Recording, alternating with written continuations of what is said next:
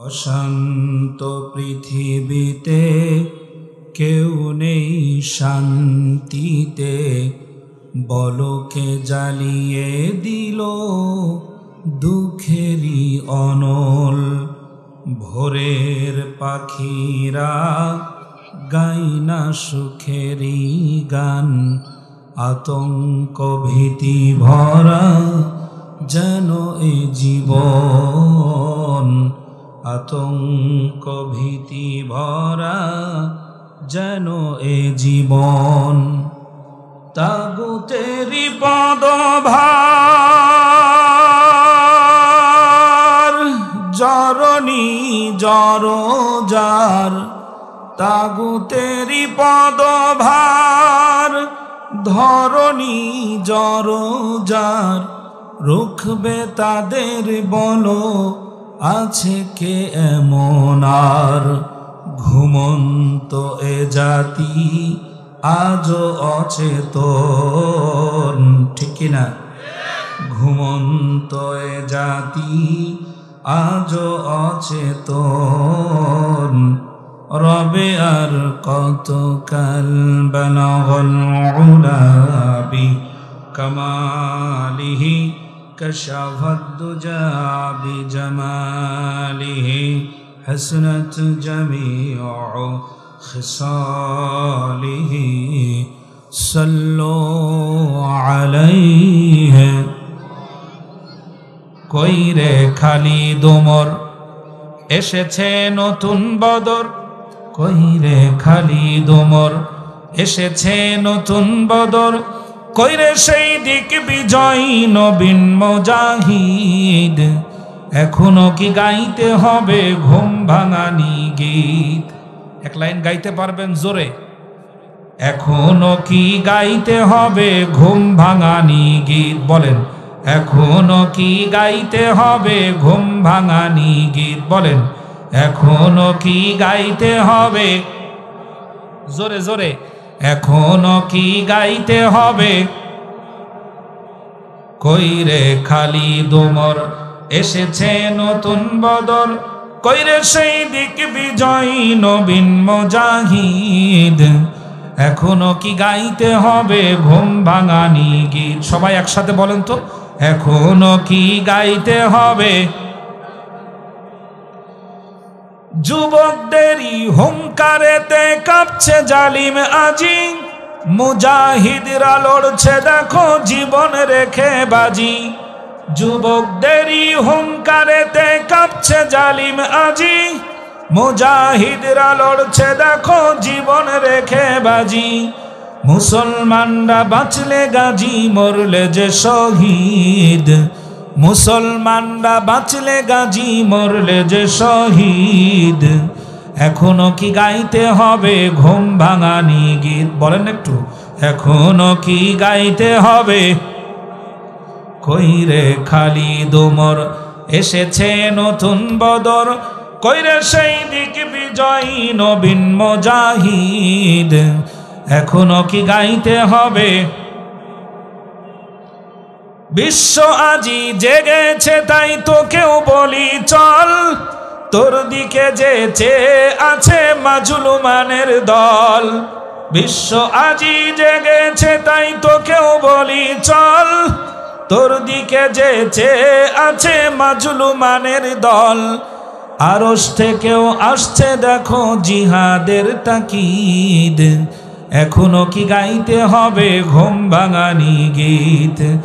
এখনো কি গাইতে হবে ঘুম ভাঙানি গীত? নেই রে সময় মোটেও তুই আর করিস নে দেরি, যেখানে পাও ওই জালিমের পরাও পায়ে বেড়ি। নেই রে সময় মোটেও তুই আর করিস নে দেরি, যেখানে পাও ওই জালিমের পরাও পায়ে বেড়ি।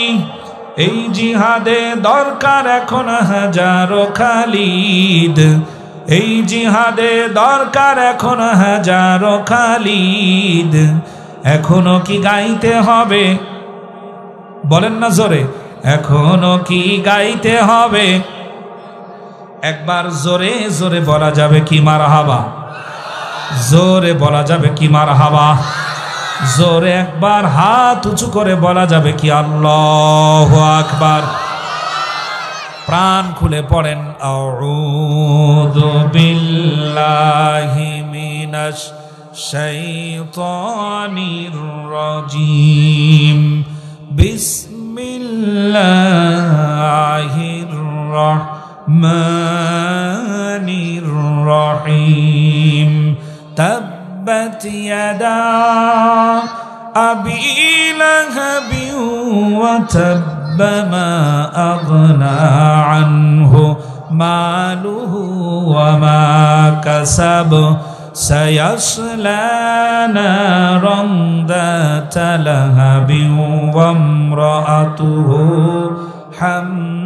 حمالة الحطب في جيدها حبل من مسد জোরে বলেন আল্লাহু আকবার। সম্মানিত ভাইরা, যতবার আয়াতে কারিমা তেলাওয়াত করব আপনাদের মুখস্থ থাকলে আমার সাথে তেলাওয়াত করার চেষ্টা করবেন। প্রিয় বন্ধুগণ, আমি শুরু করছি। পবিত্র কোরআনুল কারীমের আলোচনা শুরু হচ্ছে। আমরা যতক্ষণ পর্যন্ত থাকব ততক্ষণ পর্যন্ত আমাদের সম্পর্ক হলো ছাত্র শিক্ষক। আপনারা যতই বেশি জানেন, অনেক আমার থেকে অনেক জ্ঞানী মানুষ এখানে আছেন। ওলামা ইকরামদের মধ্যে অতিথিদের ভিতরে অনেক জ্ঞানী মানুষ আছেন। আমি হৃদয়ের গভীর থেকে দোয়া করি, পিতৃতুল্য অনেক জ্ঞানী যারা আছেন, আল্লাহ পাক তাদের সম্মান যেন বাড়িয়ে দেন, বলেন আমিন। তবে আজকের এই আসরে, আজকের এই আয়োজনে আমাকে শিক্ষকের ভূমিকা পালন করার জন্য দাওয়াত করা হয়েছে। এই মুহূর্তে আপনারা যতই জানেন, আমার কাছে আপনারা ছাত্র আর আমি আপনাদের কাছে উস্তাদ, কি ঠিক? এই ক্লাসটা ততক্ষণ চলবে যতক্ষণ আমি চালাবো, ছুটি দেব না যতক্ষণ, ততক্ষণ আপনারা পিছন থেকে আউট হতে পারবেন না। কি রাজি আছেন তো ইনশাআল্লাহ? আমি যতক্ষণ চালাবো ততক্ষণ চলতে থাকবে এবং আমার দিকে তাকিয়ে থাকতে হবে, প্রত্যেকটি কথা হৃদয়ঙ্গম করার চেষ্টা করতে হবে। সম্মানিত ভাইরা, কোরআনের চাইতে বড় মধুর কিতাব এই পৃথিবীতে আর একটাও নাই। কোরআনের চাইতে বড় সম্মানিত কিতাব এই পৃথিবীতে আর একটাও নাই। কোরআনের সাথে যাদের সম্পর্ক হয়, আল্লাহ তাদের জিরো থেকে হিরো বানায় দেন। সুবহানাল্লাহ পড়েন। কোরআনের সাথে যাদের সম্পর্ক হয়, আল্লাহ পাক তাদেরকে জিরো থেকে কি বানান? হিরো বানান। আর কোরআনের সাথে যাদের সম্পর্ক নষ্ট হয়, আল্লাহ পাক তাদের হিরো থেকে জিরো বানান। এমন ভাবে জিরো বানান, গোটা পৃথিবী সাক্ষী, শতবার প্রমাণ করার চেষ্টা করেছে।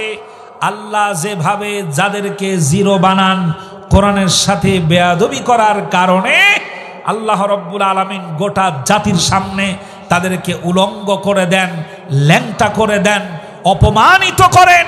ইতিহাসের পাতা থেকে আল্লাহ পাক পচায়ে গলায় মুছে ফেলে দেন। কোরআনুল কারীমের সাথে বেয়াদবি করার ধৃষ্টতা সর্বপ্রথম আমাদের এই এশিয়া মহাদেশে দেখিয়েছিল ভারত সরকার। কোরআনুল কারীমকে ভারতের মাটিতে ব্যান করার জন্য মিছিল উঠল এবং তারা সরকারের শরণাপন্ন হলো। সরকার নাটক মঞ্চায়িত করে এই কেসটাকে কোর্টে পাঠালো। কোর্ট যে সিদ্ধান্ত দেয়, সেই সিদ্ধান্তই আমাদেরকে মেনে নিতে হবে। আমরা কেউ আইনের ঊর্ধ্বে নই। কথা শুনতেছেন? অ্যালার্ট থাকতে হবে। আমি কোনটা কি বলছি সবগুলো বলার সুযোগ পাবো না, আপনাদের বুঝে নিতে হবে।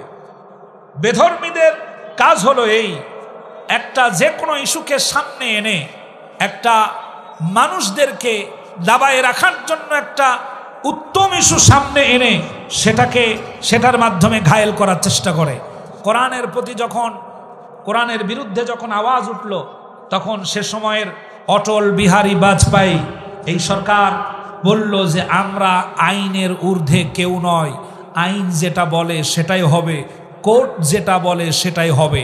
ঠিক একই ধারাবাহিকতায় আমাদের দেশের ফেরাউনও কায়দা কৌশল করে বারবার বলেছে, কোর্ট যা বলে তাই, আমার করার কিছু নাই। কথা ঠিক না? কোর্টের দোহাই দেয় নাই, আইনের দোহাই দেয় নাই। কিন্তু আমরা তো জানি কোথার থেকে কি ইশারায় কি হচ্ছে, কথা বলেন ঠিক কিনা? সম্মানিত ভাইরা, বলল যে কোর্ট যেটা বলে সেটাই।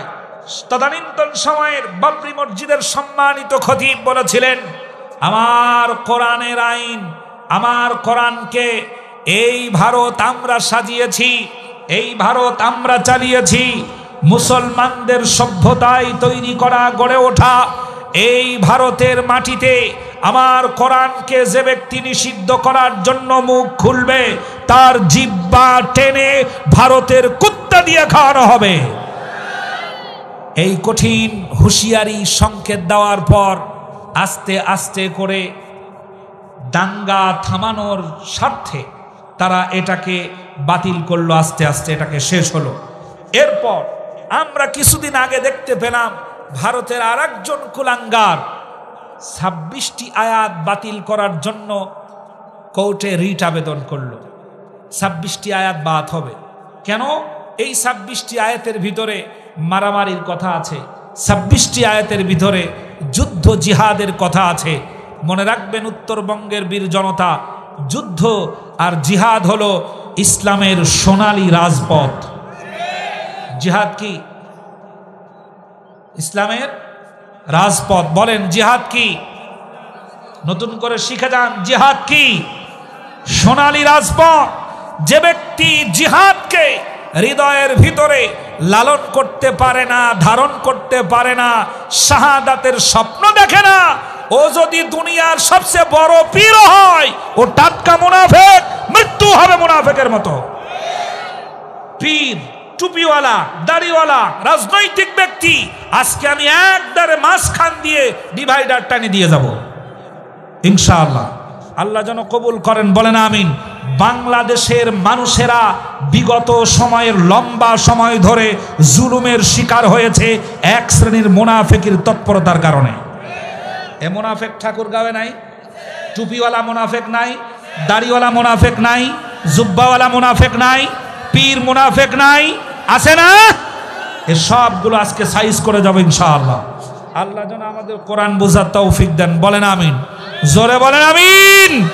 সম্মানিত ভাইরা, এই 26টি আয়াত বাতিল করার জন্য রিট আবেদন করা হলো। এই রিট আবেদন করার পরে গোটা দেশের, গোটা বিশ্বের মুসলমানেরা যখন খেপে উঠল, তখন আল্লাহ রব্বুল আলামিন দেখলেন শাস্তি একটা দেওয়া দরকার। ভারতের সেই ব্যক্তিকে আল্লাহ পাক গোটা জাতির সামনে ল্যাংটা করে দিলেন, ওকে এখন আর সহজে দেখা যায় না। আমার নবীর বিরুদ্ধে কথা বলল বর্তমান সময়ের আলোচিত একজন মন্ত্রী ছিলেন, তার নাম ছিল নূপুর শর্মা। কি নাম ছিল? নূপুর শর্মা। নূপুর শর্মা রসুলের শানে নানান রকমের কটূক্তি করলো, নানান রকমের বাজে মন্তব্য করলো। বাংলাদেশ সহ গোটা বিশ্বের মুসলিমেরা যখন খেপে উঠল, নূপুর শর্মাকে আল্লাহ এমন মার দিলেন, এ আর রাজনৈতিক মাঠে এসে এখন আর ক্যামেরার সামনে বসার চান্সই পায় না। এই মার কার? জোরে বলেন, মারটা কার? আমার ভাইরা, আল্লাহ নবীর শেষ বাণী হলো কিয়ামতের আগে এই হিন্দুস্তানের সাথেই মুসলিমদের একটা যুদ্ধ হবে। হাদিস ঠিক আছে না জাল? হ্যাঁ, হাদিস সহি না জাল? হাদিস সহি যদি হয়, যেই হিন্দুস্তানের সাথে মুসলিমদের কিয়ামতের আগে চূড়ান্ত ফয়সালা হবে, যেই হিন্দুস্তানে আমার নবীকে নিয়ে কটূক্তি করা হয়, যেই হিন্দুস্তানে আমার কোরআনকে বাতিল করার সিদ্ধান্ত গ্রহণ করা হয়, ওই ভারতই যাদের পছন্দ, ভারতই যাদের প্রিয়, চলে গেছিস ভারতে, ওখানেই থাক, বাংলাদেশে আসার দরকার নাই। মাঝে মাঝে ফোন কল দিয়ে হুমকি দেয়, আইতাছে। ঠিক না? আপনারা কুরবানি জবাই করেন কোথায়? হ্যাঁ, করে না? মানে মসজিদের সামনে না বাড়ি বাড়ি? বাড়ি বাড়ি কুরবানি পশু জবাই করেন। কুরবানি পশু জবাই করার সময় 4 হাত 4 পা ভালো করে বাঁধেন না, দড়ি দিয়ে জনমের মতো বাইন্দা ইমাম সাহেব হুজুর জবাই করে দিছে। জবাই করে দেওয়ার পরে জান বের হওয়ার আগে কুরবানি পশুটা ছটফট করছে খুব। এই ছটফটানি দেখে মুরব্বী মানুষ অন্তরে মায়া হচ্ছে আর বলছে, বাবারে ওর এই 4 পায়ের দড়িটা বান্ধনটা ভালো মতো করে খুলে দে, আমার ভাষা বুঝতে কষ্ট হচ্ছে না তো? বান্ধনটা খুলে দে।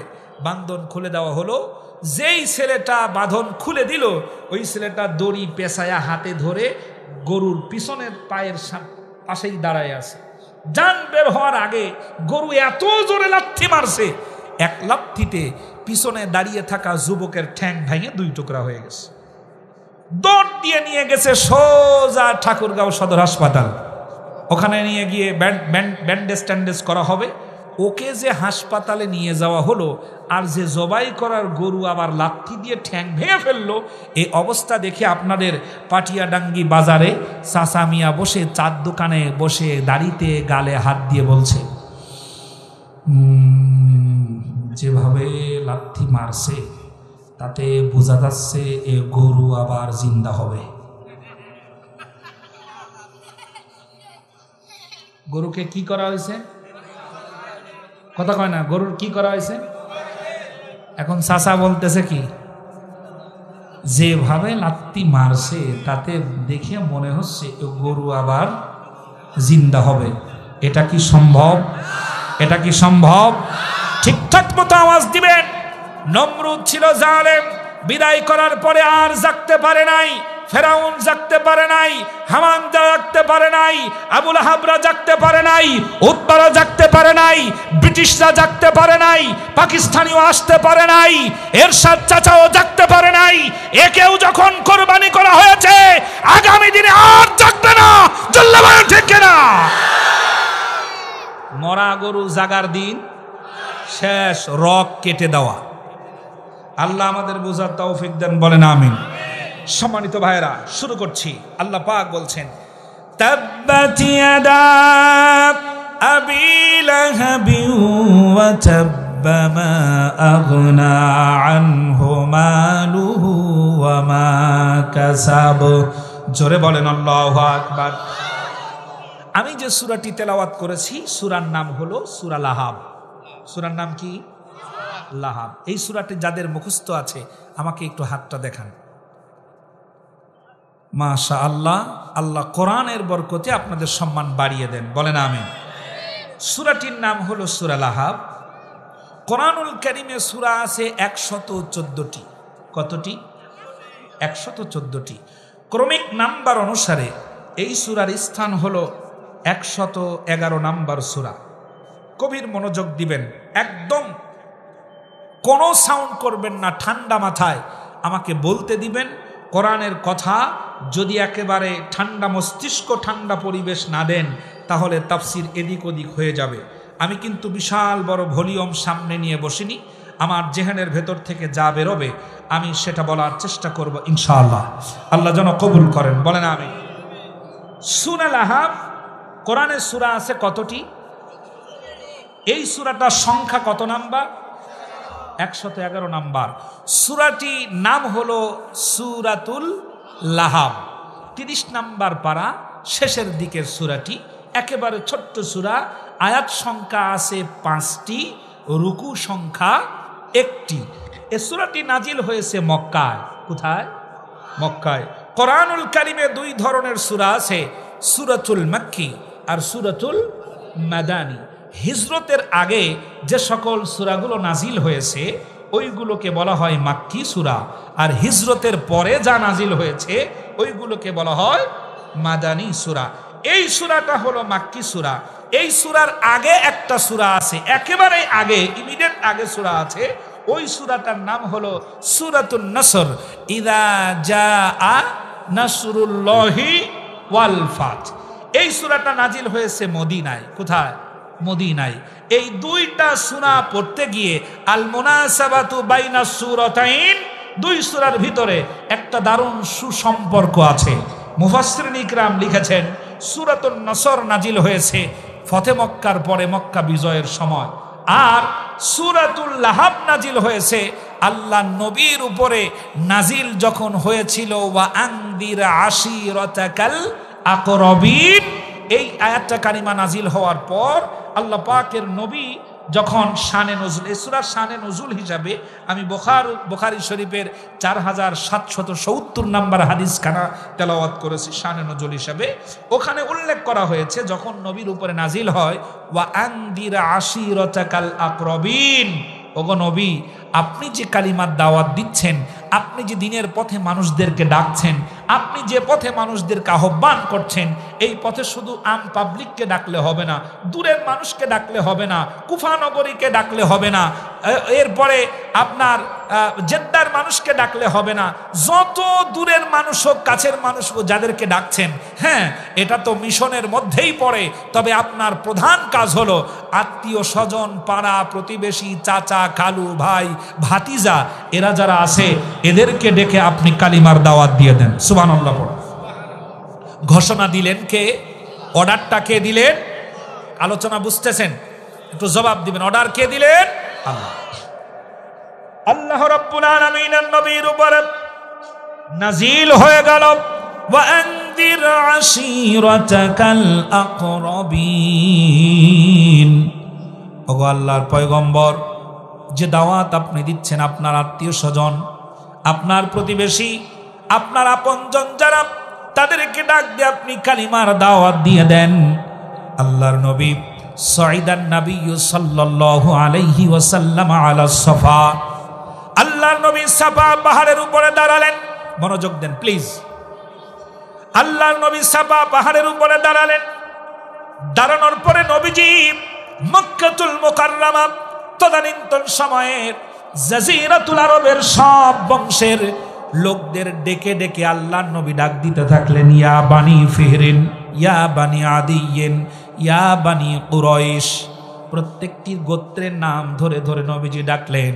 ও বিএনপির লোকেরা শুনে যাও, ও আওয়ামী লীগের লোকেরা শুনে যাও, ও জামাতের লোকেরা শুনে যাও, ও জাতীয় পার্টির লোকেরা শুনে যাও, তাবলীগের ভাইরা শুনে যাও, বাংলাদেশের যত পীরেরা আছো শুনে যাও, বাংলাদেশের আপামর জনসাধারণ শুনে যাও, এলাকার যত বংশীয় লোকেরা আছে শুনে যাও।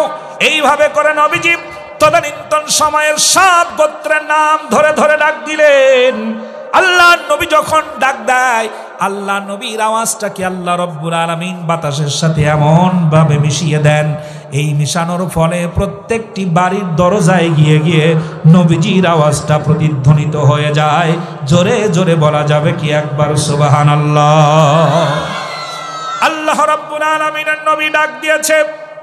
মানুষেরা সকালবেলা নবীজি ডাক দিয়েছে, লোকেরা উপস্থিত হয়ে গেছে।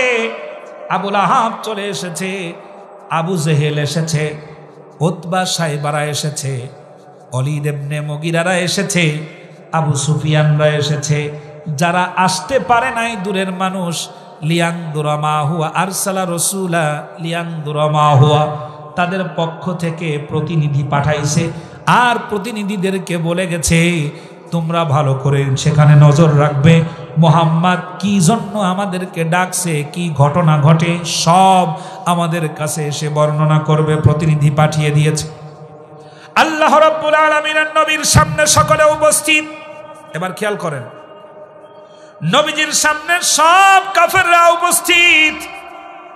আল্লাহ নবী ডাক দিয়ে বললেন, ও আমার চাচারা, ও আমার বংশের লোকেরা, আমি যদি তোমাদেরকে বলি এই সাফা পাহাড়ের ওপারে তোমাদের জন্য একদল সৈন্য অপেক্ষা করছে, তোমাদেরকে মেরে ফেলবে, তোমাদেরকে শেষ করে ফেলবে, তাহলে আমার কথা তোমরা বিশ্বাস করবে কিনা? সমস্ত কাফেরেরা এক বাক্যে বলল, ক্বালু নাআম, অবশ্যই বিশ্বাস করব, আমরা জীবনেও দেখি নাই তুমি মিথ্যা বলেছ, সুতরাং আমরা দেখি আর না দেখি তোমার কথাটাকেই বিশ্বাস করব, কারণ তুমি নবী সত্যবাদী। জোরে জোরে বলেন সুবহানাল্লাহ। আল্লাহ রাব্বুল আলামিনের নবী যে সত্যবাদী সার্টিফিকেট দিচ্ছে কাফেরেরা।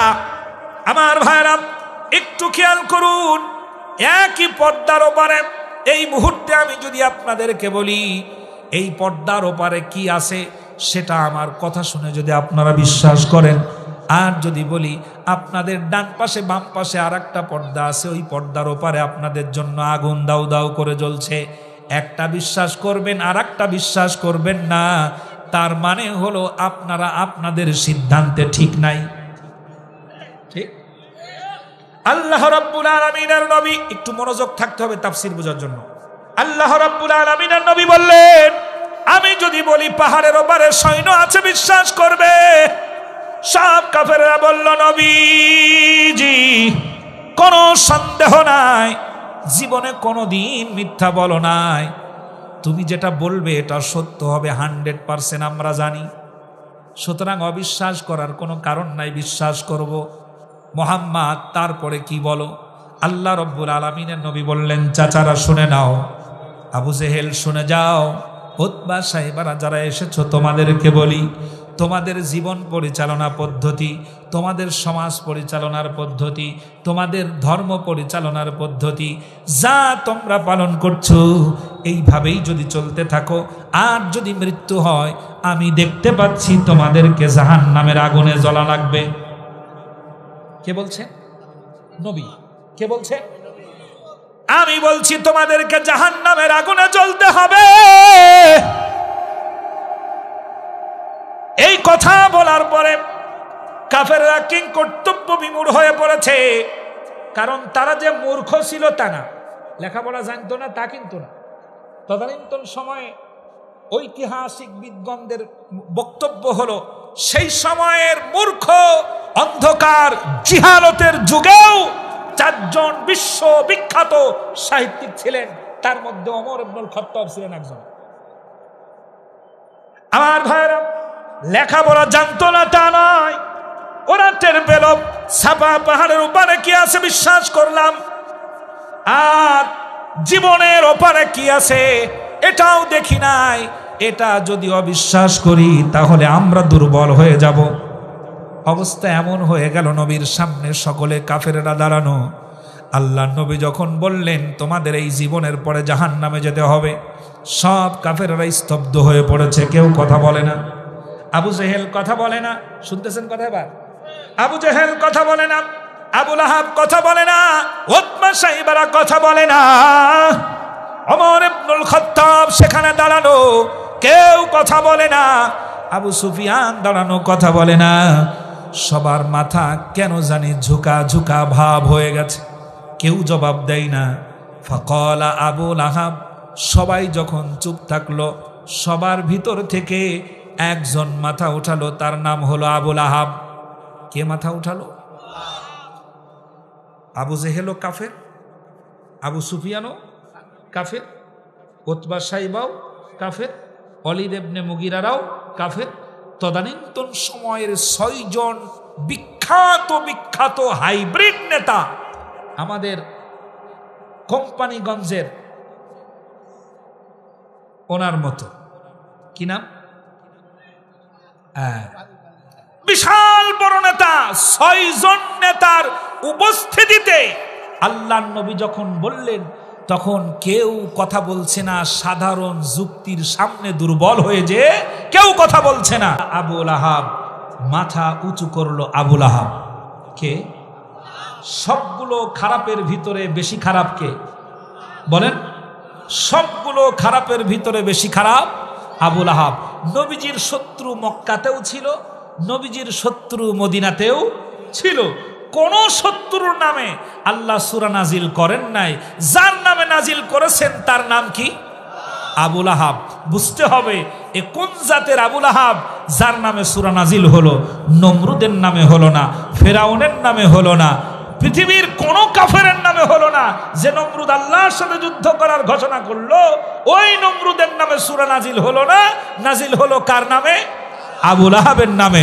ওই আবু লাহাব কোন জাতের, কোন ধরনের, কোন রক্তের, আর ওর কোন স্বভাব চরিত্র কি ছিল, সেটা আলোচনা করলেই আমাদের সমাজের আবু লাহাবগুলো বাছাই হয়ে যাবে। সম্মানিত ভাইরা, আবু লাহাবের নামে এমনি এমনি সূরা নাজিল হয় নাই। কোন কাফের কথা বলল না, কথা বলল কে? আবু লাহাব। দলিল বুখারী শরীফের 4770 নম্বর হাদিস, ফাকালা আবু লাহাব। প্লিজ খেয়াল করুন।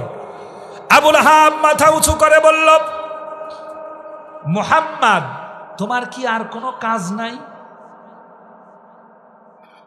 ভাষাটা এমন তোমার কি আর কোনো কাজ নাই? সারা জীবন শুনে আসলাম ভালো কথা, হিলফুল ফুজুলের নামে যুবকদেরকে একত্রিত করে নির্যাতিত নিগৃহীত মানুষের পাশে দাঁড়ানো ছিল তোমার কাজ। সমাজের বিপদগ্রস্ত মানুষের কাছে দৌড় দিয়ে যাওয়া ছিল তোমার কাজ। এই ভালো ভালো কাজগুলো করেছো, যুবকদেরকে ভালো উপদেশ দিয়েছো। এখন এই সাত সকাল বেলা মক্কার হাইব্রিড 6 জন নেতা, আমাদের চরম কাজ আছে, আমাদের বহু কাজ আছে, আমাদেরকে সকালবেলা ডেকে তুমি তোমার ধর্মের কথা শোনাচ্ছ, তোমার কি আর কোনো কাজ নাই? তার মানে হলো ওই নেতাদের কাছে ধর্মের কোনো মূল্য ছিল না, ওই নেতাদের কাছে মুহাম্মদ সাল্লাল্লাহু আলাইহি ওয়াসাল্লামের কোনো দাম ছিল না, ওই নেতাদের কাছে কালিমার কোনো মূল্য ছিল না, ওই নেতাদের কাছে কোরআনের কোনো মূল্য ছিল না, ওই নেতাদের কাছে ইসলামের কোনো জবাব, ইসলামের কোনো মূল্য ছিল না। তারই রেশ ধরে বর্তমানেও যেই সমস্ত নেতাদের কাছে কোরআনের দাম নাই, ইসলামের দাম নাই, টুপির দাম নাই, আল্লাহর কালামের মূল্য নাই, ওরাও হলো আবু লাহাবের উত্তরসূরি। জোরে বলেন ঠিক কিনা? এই মাহফিলে আপনি 1000 নেতাদের দাওয়াত দিবেন, 1000 কত? 1000 নেতাদের দাওয়াত দিবেন। এই 1000 নেতা, 1000 police, 1000 DC, 1000 SP, 1000 OC, 1000 TNO, 1000 UNO, সবগুলোকে ডাক দিবেন, জেলা প্রশাসক সহ এদেরকে দাওয়াত দিয়ে একটা তাফসীর মাহফিল করবেন। দেখবেন 10% উপস্থিত হবে না। কথা ঠিক? নানান রকমের রাজনৈতিক ব্যস্ততা দেখায় 10% উপস্থিত হবে না। আর আপনি আজকে আগামীকালকে এখানে ধরে আনবেন মানিকগঞ্জের মমতাজ, শুনছি নাকি গ্রেফতার হয়েছে।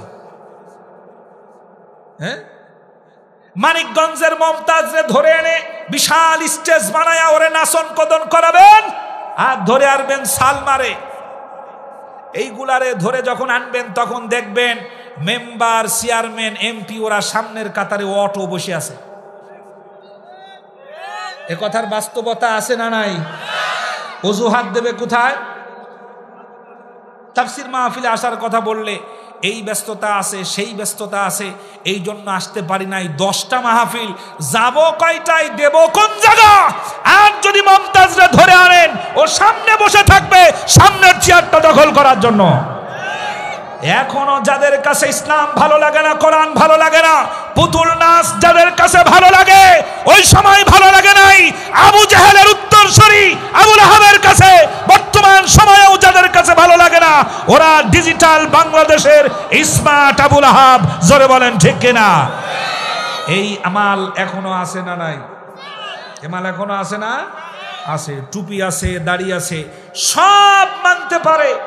যেই ইসলামী শাসন কায়েমের কথা বলে, কোরআনের আইন কায়েমের কথা বলে, তখন বলে হুজুর আমি তো আল্লাহওয়ালা মানুষ, কোনো রাজনীতি ফাজনীতি করি না। ঠিক না? আসেনি এরকম?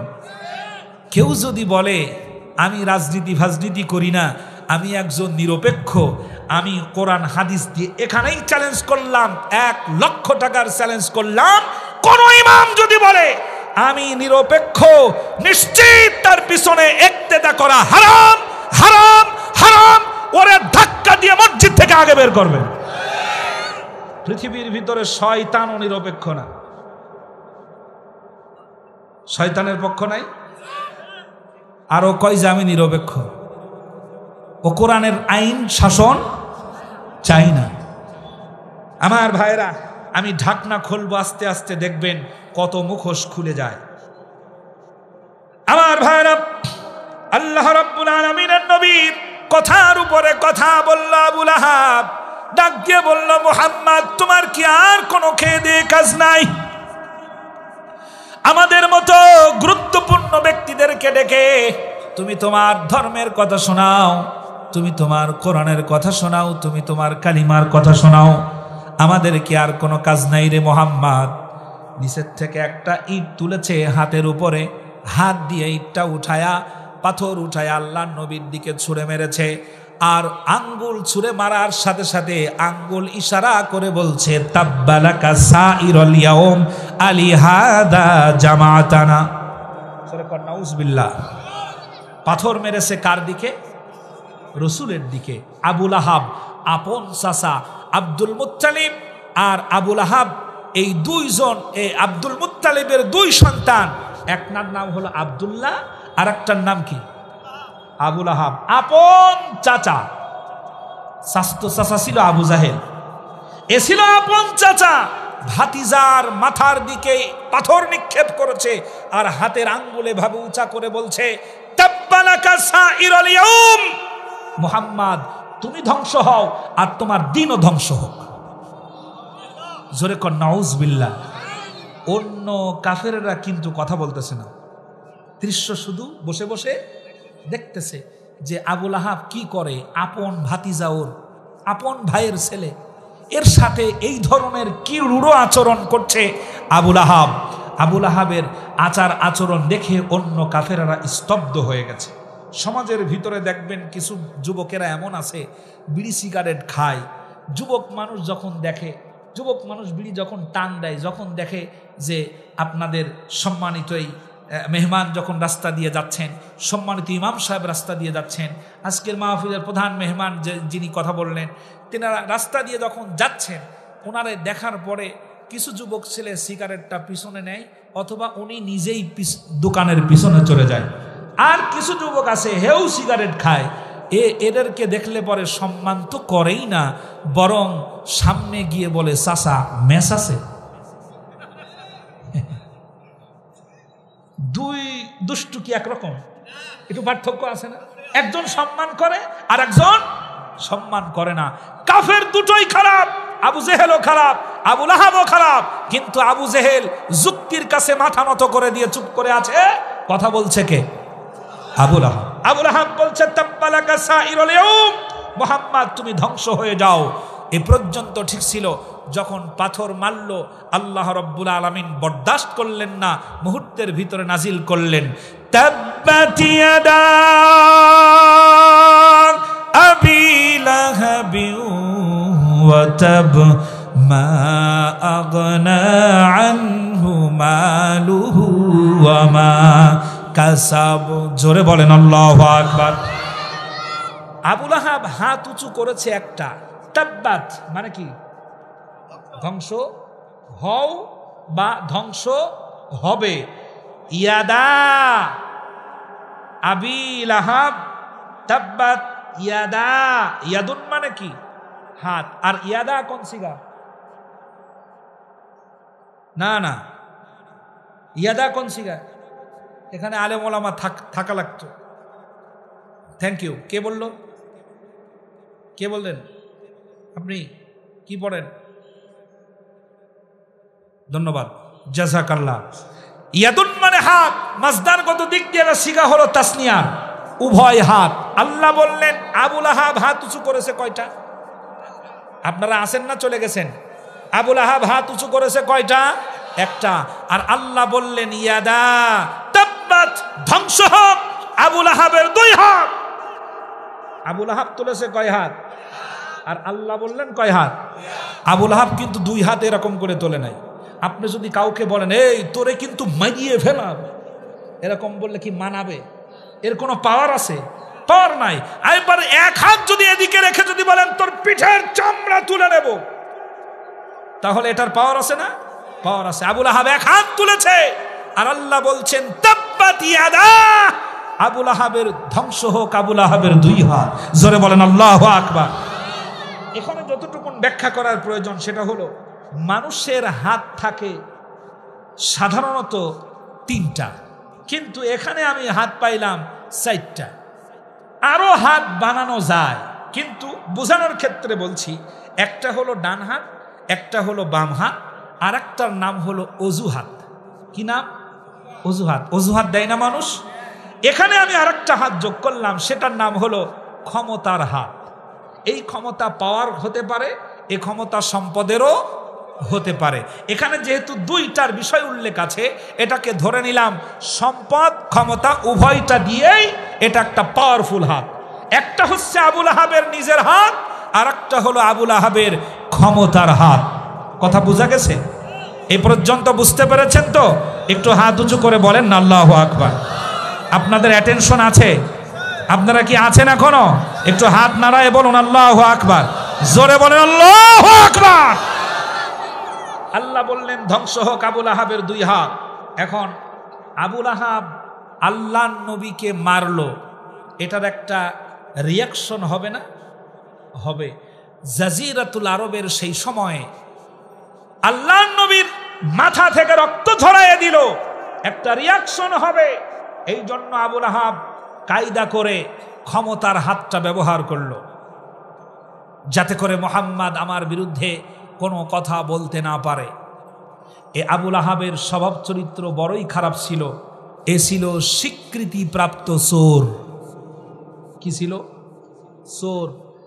মক্কাতুল মুকাররমার কোষাগারে একটা স্বর্ণের হরিণ ছিল। কি ছিল? স্বর্ণের হরিণ। এই স্বর্ণের হরিণ এই কোষাগারের কিছুদিনের দায়িত্ব ছিল এই আবুল আহাবের কাছে। খুব সুকৌশলে এই কোষাগার থেকে স্বর্ণের হরিণটা চুরি করে অল্প দামে অন্য ব্যক্তির কাছে বিক্রি করে দেয়, এবং সেই বিক্রি যার কাছে করে এই লোকটা আবার এটাকে কোষাগারের সামনে এনে মানুষের সামনে প্রকাশ করে দেয়। তদানীন্তন সময়ে তার দলের লোকেরা, তার বংশের লোকেরা বলেছিল, তুই চোর, তুই চোর, তুই একটা চোর। আবুল আহাব কি ছিল? চোর। আমি বলছি একটা একটা করে আসছি। আবুল আহাব তারপরেও চোর হওয়ার পরেও কেমনে কেমনে যিনি সে দাবি করে ফেললো আনা সাহিবুল কিনতর, আমি মক্কাতুল মুকাররমার অর্থমন্ত্রী। আবুল আহাব দাবি করলো, স্বীকার করলো যে হ্যাঁ আমি এখানকার অর্থমন্ত্রী। সে অর্থমন্ত্রী হয়ে গেল। আমার ভাইরা একটু মিলান তো, আবুল আহাব ছিল চোর, ক্ষমতার জায়গায় কি হলো? আবুল আহাব আগে কি ছিল? ক্ষমতার জায়গায় কি হলো? একটু মিলান দি। আছে আছে ও আবুল মাল আব্দুল মহিতর কয় 4,000 কোটি টাকা কোনো ব্যাপারই না। এরকম আবুল মাল আব্দুল মহিতের মতো আবুল আহাবের রক্তে তৈরি হওয়া আবুল আহাব বাংলাদেশের প্রত্যেকটি ডালে ডালে এখনো হুতুম পেশারা বসে আছে। আমার ভাইরা, আবুল আহাব মন্ত্রিত্ব পেল এবং ক্ষমতার হাত ব্যবহার করে আল্লাহ নবীর বিরুদ্ধাচরণ শুরু করলো চূড়ান্তভাবে। আমাদের দেশেও মানুষেরা কোরআনের মাহফিলগুলো একা একা বন্ধ করতে না পারলে নিজে তো বাধা দিছেই, থানায় ফোন করে বলছে, হ্যালো, এখানে জামাত শিবিরের লোক এসে ওয়াজ করবে, আপনি তাড়াতাড়ি আসেন, মাহফিল বন্ধ করে দেন। হয়েছে না হয় নাই? এখন ওইখানে তো আবুল আহাব হাত খাটাইছিল নিজেরটা আর ক্ষমতারটা, এও কিন্তু হাত খাটাইলো নিজেরটা আর ক্ষমতারটা। কোরআনের মাহফিল বন্ধ করার জন্য আমার দেশের অনেক পীর, অনেক টুপিওয়ালা পর্যন্ত থানায় গিয়ে ধর্ণা ধরেছে। জামাতের লোকেরা আসবে, রাজনীতির বক্তব্য দেবে, আপনি মাহফিল বন্ধ করে দেন। আমি আপনাদেরকে নিয়ে যেতে পারি রংপুর, মিঠাপুকুর, বদরগঞ্জ। আমি ওখানে মাহফিল করতে আসব। ওখানকার কয়েকজন ইমাম সাহেব যায় বলছে, এ হলো জামাতের বক্তা, এরে আসতে দেওয়া যাবে না। পুলিশ অফিসার আমাকে ফোন দিয়ে বলে, হুজুর কিছু করার নাই, আপনার জ্ঞাতি ভাইয়েরাই তারা এসে কোরআনের মাহফিলে বাধা দেওয়ার জন্য আমার কাছে নোটিশ দিয়ে গেছে। এগুলো কোন জাতের? এগুলো মানুষ, এগুলো আবুল আহাব, এগুলো আবুল আহাব। আমার ভাইয়েরা একটু ভালো করে কান লাগান। আবুল আহাব মরে গেছে না? এখন কি আছে? একজনের রক্ত লাগবে। কি লাগবে? আসেন না, চলে গেছেন। রক্তের গ্রুপ হলো ও নেগেটিভ। খুঁজতে খুঁজতে খুঁজতে খুঁজতে পাওয়া যাচ্ছে না। পাটিয়াডাঙ্গি বাজারের এক পাশের একজনের রক্তের গ্রুপের সাথে রক্তের গ্রুপ মিলে গেছে, যার রক্তের গ্রুপ হলো ও নেগেটিভ। বলছে, ভাই তোমার রক্ত দিতে হবে। যার রক্তের গ্রুপ মিলছে এই লোকটা ছিল বেকায়দা কৃপণ। কুষ্টিয়াতে কৃপণ আর আঞ্চলিক ভাষায় বলে কিপটা। আপনারা কি করেন? কিপটা, বেকায়দা কিপটা। ওই লোকের কাছে গিয়ে যখন রক্ত চাইছে, ও বলছে অসম্ভব, মরিয়া যাব, তাও রক্ত দেব না। কিন্তু রক্ত লাগবে, বড় ভাইয়ের রক্ত লাগবে, সাথে লোকজন ছিল, সবাই মিলে জোর করে ধরিয়া একেবারে ক্লিনিকে ঢুকায়া বেডের উপরে শোয়ায়া এক টানে রক্ত নেছে 2 ব্যাগ। কারণ ও নেগেটিভ তো সহজে পাওয়া যাবে না, এক টানে নেছে 2 ব্যাগ। 2 ব্যাগ রক্ত নেওয়ার পরে ও লোক তো আর উঠতেই পারে না, সর্বনাশ, 2 ব্যাগ রক্ত চলে গেল। ও তো এমনি কৃপণ মানুষ, আরো রক্ত নেওয়ার পরে আরো শেষ হয়ে গেছে একবারে। কোন রকম নড়তে পারে না, চড়ে না, এরকমের অবস্থা। বড় লোকটা তখন টেবিলের ডয়ার টান দিয়ে চেক বই বের করে 2 লক্ষ টাকা লিখে সই করে বলছে, এই বেটা, এই নাও তোমার 2 ব্যাগ রক্তের দাম 2 লক্ষ টাকা। একটু মিলে গেলে জবাবটা ঠিকঠাক মতো দেবেন। কৃপণ মানুষের হাতে 2 লক্ষ টাকা মানে আকাশের চাঁদ, কথা ঠিক? 2 লক্ষ টাকা পাওয়ার পরে বেচারি এত খুশি, বলছে, স্যার আমি আরো 1 ব্যাগ রক্ত দিতে চাই।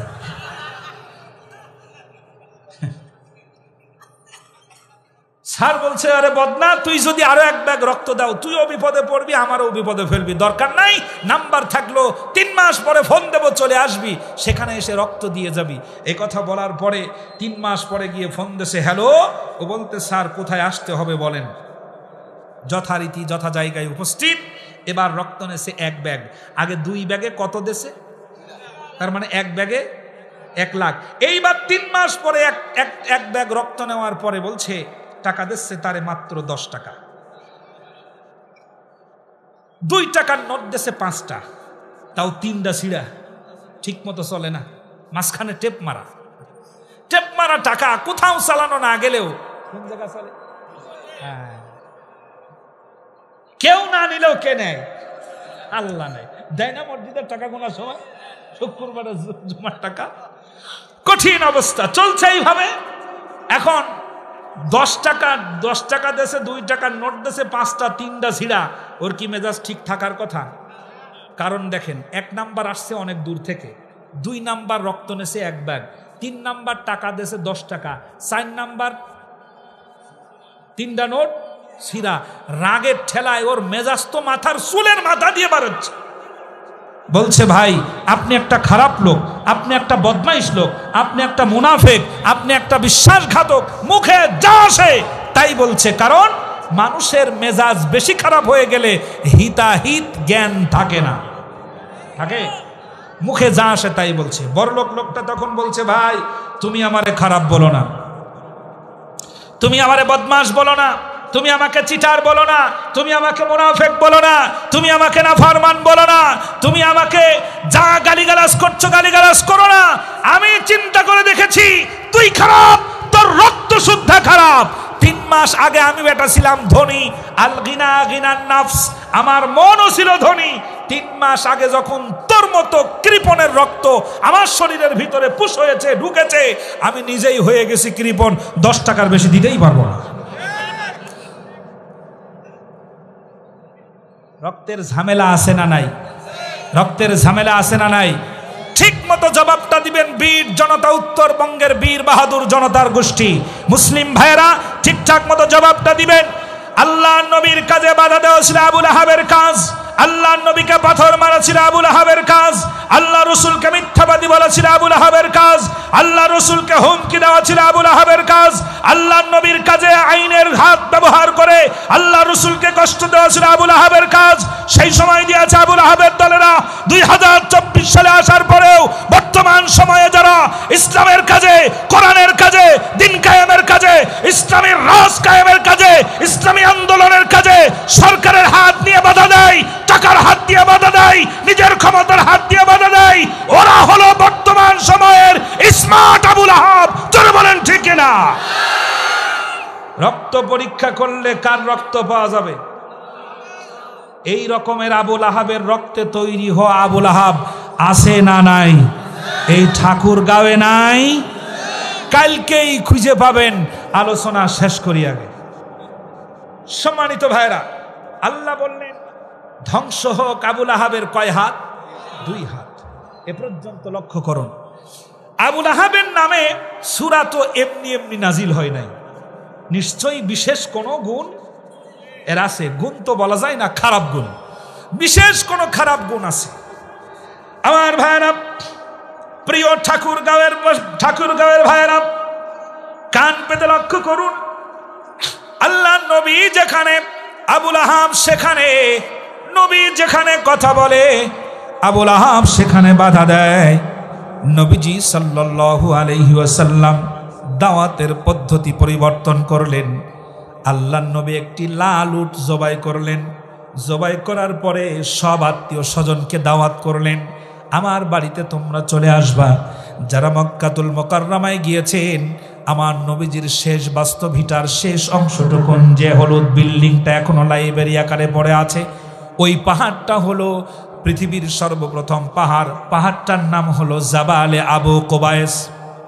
জাবালে আবু কুবাইসের পাদদেশে সমস্ত কাফেররা উপস্থিত। আল্লাহর নবী খাবারের আয়োজন করেছেন, সব কাফেররা এসেছে। খাবার খাওয়ার পরে নবীজি চিন্তা করলেন, খাবার শেষ হলে আমি কিছু কথা বলবো। কেউ বুঝতে পারে নাই। মহাপণ্ডিত আবুল আহাব বুঝতে পেরেছে মুহাম্মদ খাবারের শেষে মনে হয় কিছু বলবে। হঠাৎ করে এমন একটা ছোট্ট বিষয় নিয়ে হট্টগোল বাঁধাইয়া দিল।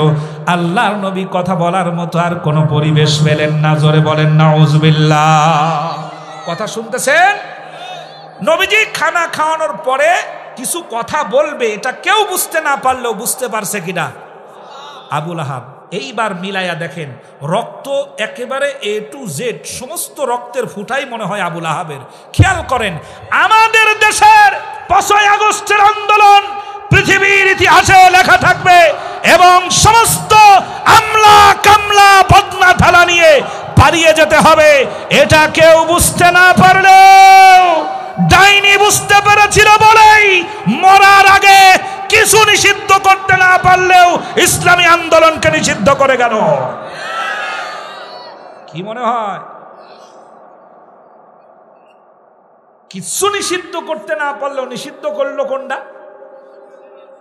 ইসলামী আন্দোলন। আমি কি বানায়া বলতেছি না, সত্যতা আছে। আমার ভাইরা, আবুল আহাব বুঝতে পেরেছিল মুহাম্মদ কিছু বলবে। রাজনৈতিক অঙ্গনে আবুল আহাব ছিল মহাপণ্ডিত, আমাগোটাও ছিল মহাপণ্ডিত, ঠিক না? এমন পণ্ডিত রে বন্ধু, মুহূর্তের ভিতরে গিরগিটির মতো রং পাল্টায়। টিস্যু পেপার একটা হাতে করে বলে, আমি এই কাজ আসলে করতে চাই নাই, আমি যা করেছি তোমাদের ভালোর জন্য করেছি। এমন মহাপণ্ডিত বাংলাদেশের মানুষের সমস্ত সেন্টিমেন্ট গুলো ঘুরিয়ে দেওয়ার জন্য এমন সুন্দর সুন্দর নাটক করে। আমি যদি কোরআনুল কারীম থেকে আবার বলতে যাই, শুধু কোটেশনগুলো বলে দিয়ে যায়। আমার কথায় যদি আপনার বিশ্বাস না হয়, তাহলে আপনি চলে যান সূরাতুল কসস। কি সূরাতুল কসসে যদি আপনি তাও যদি মিলাইতে না পারেন, চলে যান সূরাতুদ দুখান। কি না? চলে যান, সেখানে হুবহু মিল পাবেন। আল্লাহ রাব্বুল আলামিন বলেন, ওয়ানুমাক্কিনা লাহুম ফিল আরদি ওয়া নুরিয়া ফিরআউনা ওয়া হামান। আল্লাহ পাক সূরাতুল কসসের ভিতরে ফেরাউনের কর্মকাণ্ড আল্লাহ রাব্বুল আলামিন সুন্দর করে বর্ণনা করেছেন। আমার ভাইয়েরা, সেখানে ফেরাউনের 4টি স্বভাবের কথা বলা হয়েছে। আয়াতের ব্যাখ্যা পড়ে পড়ে দেখলাম আর মিলায়া মিলায়া দেখলাম, ফেরাউন দেখি নাই বন্ধু, আমরা বিগত 16টা বছর ধরে ফেরাউনের প্রেত আত্মাকে বাংলার জমিনে দেখেছি। আমার ভাইয়েরা, আমার বন্ধুগণ, আবুল আহাব ছোট্ট একটা সুদানাতার কারণে এমন গন্ডগোল পাকালো, মুহাম্মদ যেন কথা বলতে না পারে। আমার দেশেও সামান্য অতিথি হওয়াকে কেন্দ্র করে, পোস্টারে নাম দেওয়া না দেওয়াকে কেন্দ্র করে বাংলাদেশে কোরআনের আলোচনা বন্ধ হয়েছে না হয় নাই? কোরআনের আলোচনা যারা বন্ধ করে দিয়েছে, শুধুমাত্র নাম আগে পরে দেওয়ার কারণে অথবা তার নামটা না দেওয়ার কারণে বিশাল প্যান্ডেল প্রস্তুত হয়েছে, বক্তা রওনা দিয়ে দিয়েছে, মাইকিং হয়ে গেছে। মাগরিবের নামাজ থেকে আলোচনাও শুরু হবে। সন্ধ্যার সময় প্রশাসনকে এনে যারা আল্লাহর কোরআনের মাহফিলগুলো বন্ধ করে দিয়েছে, রক্ত পরীক্ষা করলে আবুল আহাবের রক্তের ফোঁটাই খুঁজে পাওয়া যাবে। জোরে বলেন ঠিক কিনা? এ আবুল আহাব আছে না নাই? ঠাকুরগাঁওয়ে নাই, পটিয়াডাঙ্গিতে নাই, মসজিদে নাই, মন্দিরে নাই, মসজিদে গেলে আবুল আহাব খুঁজে পাওয়া যায় না? এই যে আপনি খুতবা দেন না, হ্যাঁ, এই বাজার মসজিদে খুতবা দেন। আচ্ছা, এবার একটু মিলাবেন। আবার বলে খারাপ বলো না, তুমি আমারে বদমাশ বলো না, তুমি আমাকে চিটার বলো না, তুমি আমাকে মুনাফিক বলো না, তুমি আমাকে নাফরমান বলো না, তুমি আমাকে যা গালিগালাজ করছো গালিগালাজ করো না। আমি চিন্তা করে দেখেছি তুই খারাপ, তোর রক্ত শুদ্ধ খারাপ। 3 মাস আগে আমি বেটা ছিলাম ধনী, আল গিনা গিনান নাফস, আমার মনও ছিল ধনী। 3 মাস আগে যখন তোর মতো কৃপণের রক্ত আমার শরীরের ভিতরে পুশ হয়েছে, ঢুকেছে, আমি নিজেই হয়ে গেছি কৃপণ, 10 টাকার বেশি দিতেই পারবো না। রক্তের ঝামেলা আছে না নাই? রক্তের ঝামেলা আছে না নাই?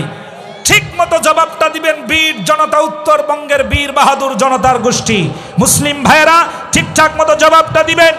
আল্লাহ নবীর কাজে বাধা দেওয়া ছিল আবুল আহাবের কাজ, আল্লাহ নবীকে পাথর মারা ছিল আবুল আহাবের কাজ, আল্লাহ রসুলকে মিথ্যাবাদী বলা ছিল আবুল আহাবের কাজ, আল্লাহ রসুলকে হুমকি দেওয়া ছিল আবুল আহাবের কাজ, আল্লাহ নবীর কাজে আইনের হাত ব্যবহার করে আল্লাহ রসুলকে কষ্ট দেওয়া ছিল আবুল আহাবের কাজ। সেই সময় দিয়েছে আবুল আহাবের দলেরা। 2024 সালে আসার পরেও বর্তমান সময়ে যারা ইসলামের কাজে, কোরআনের কাজে, দিন কায়েমের কাজে, ইসলামের রাজ কায়েমের কাজে, ইসলামী আন্দোলনের কাজে সরকারের হাত নিয়ে বাধা দেয়, টাকার হাত দিয়ে বাধা দেয়, নিজের ক্ষমতার হাত দিয়ে বাধা দেয়, ওরা হলো বর্তমান সময়ের স্মার্ট আবুল আহাব। জোরে বলেন ঠিক কিনা? রক্ত পরীক্ষা করলে কার রক্ত পাওয়া যাবে?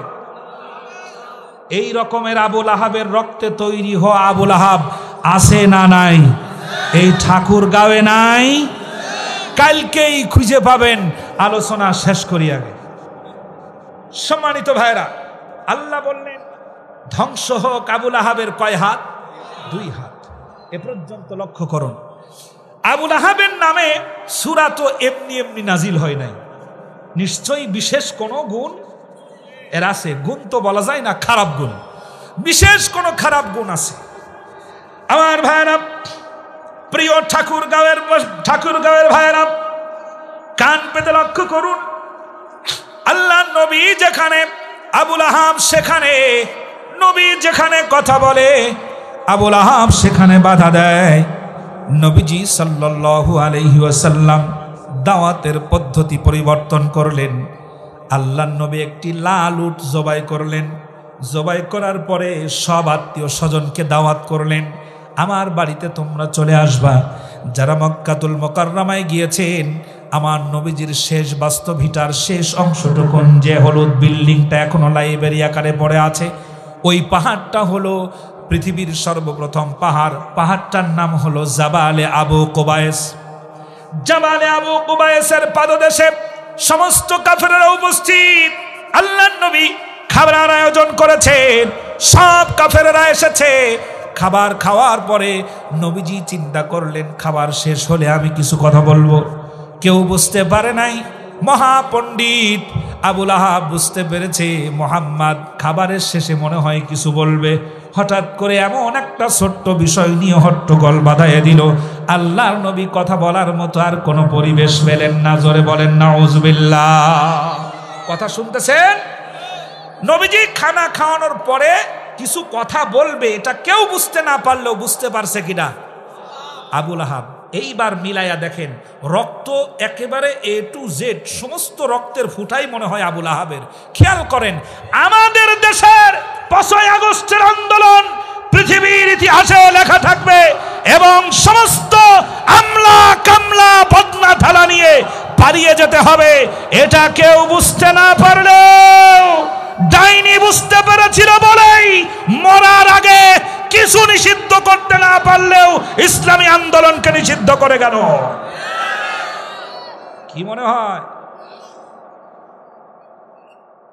কিছু নিষিদ্ধ করতে না পারলেও নিষিদ্ধ করলো কোনটা? ইসলামী আন্দোলন। আমি কি বানায়া বলতেছি না, সত্যতা আছে। আমার ভাইরা, আবুল আহাব বুঝতে পেরেছিল মুহাম্মদ কিছু বলবে। রাজনৈতিক অঙ্গনে আবুল আহাব ছিল মহাপণ্ডিত, আমাগোটাও ছিল মহাপণ্ডিত, ঠিক না? এমন পণ্ডিত রে বন্ধু, মুহূর্তের ভিতরে গিরগিটির মতো রং পাল্টায়, টিস্যু পেপার একটা হাতে করে বলে আমি এই কাজ আসলে করতে চাই নাই, আমি যা করেছি তোমাদের ভালোর জন্য করেছি। এমন মহাপণ্ডিত বাংলাদেশের মানুষের সমস্ত সেন্টিমেন্ট গুলো ঘুরিয়ে দেওয়ার জন্য এমন সুন্দর সুন্দর নাটক করে। আমি যদি কোরআনুল কারীম থেকে আবার বলতে যাই, শুধু কোটেশনগুলো বলে দিয়ে যায়, আমার কথায় যদি আপনার বিশ্বাস না হয় তাহলে আপনি চলে যান সূরাতুল কসস। কি সূরাতুল কসসে যদি আপনি তাও যদি মিলাইতে না পারেন, চলে যান সূরাতুদ দুখান। কি নাম? চলে যান, সেখানে হুবহু মিল পাবেন। আল্লাহ রাব্বুল আলামিন বলেন ওয়ানুমাক্কিনা লাহুম ফিল আরদি ওয়া নুরিয়া ফিরআউনা ওয়া হামান। আল্লাহ পাক সূরাতুল কসসের ভিতরে ফেরাউনের কর্মকাণ্ড আল্লাহ রাব্বুল আলামিন সুন্দর করে বর্ণনা করেছেন।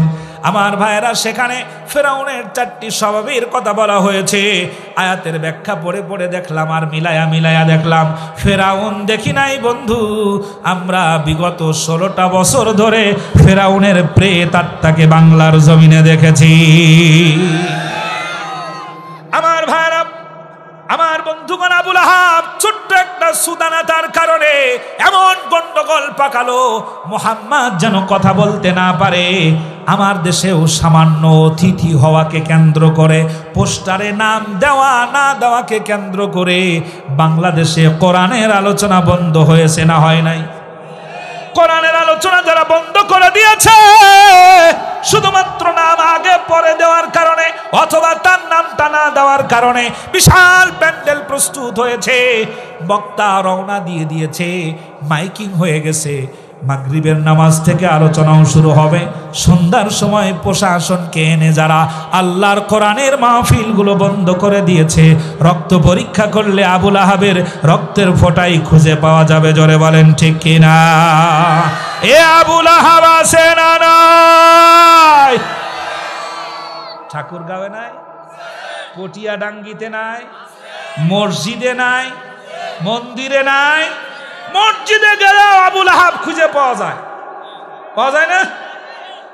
এই যে আপনি খুতবা দেন না, হ্যাঁ, এই বাজার মসজিদে খুতবা দেন। আচ্ছা, এবার একটু মিলাবেন, আবার বলেন কে এখানে মিলাবেন।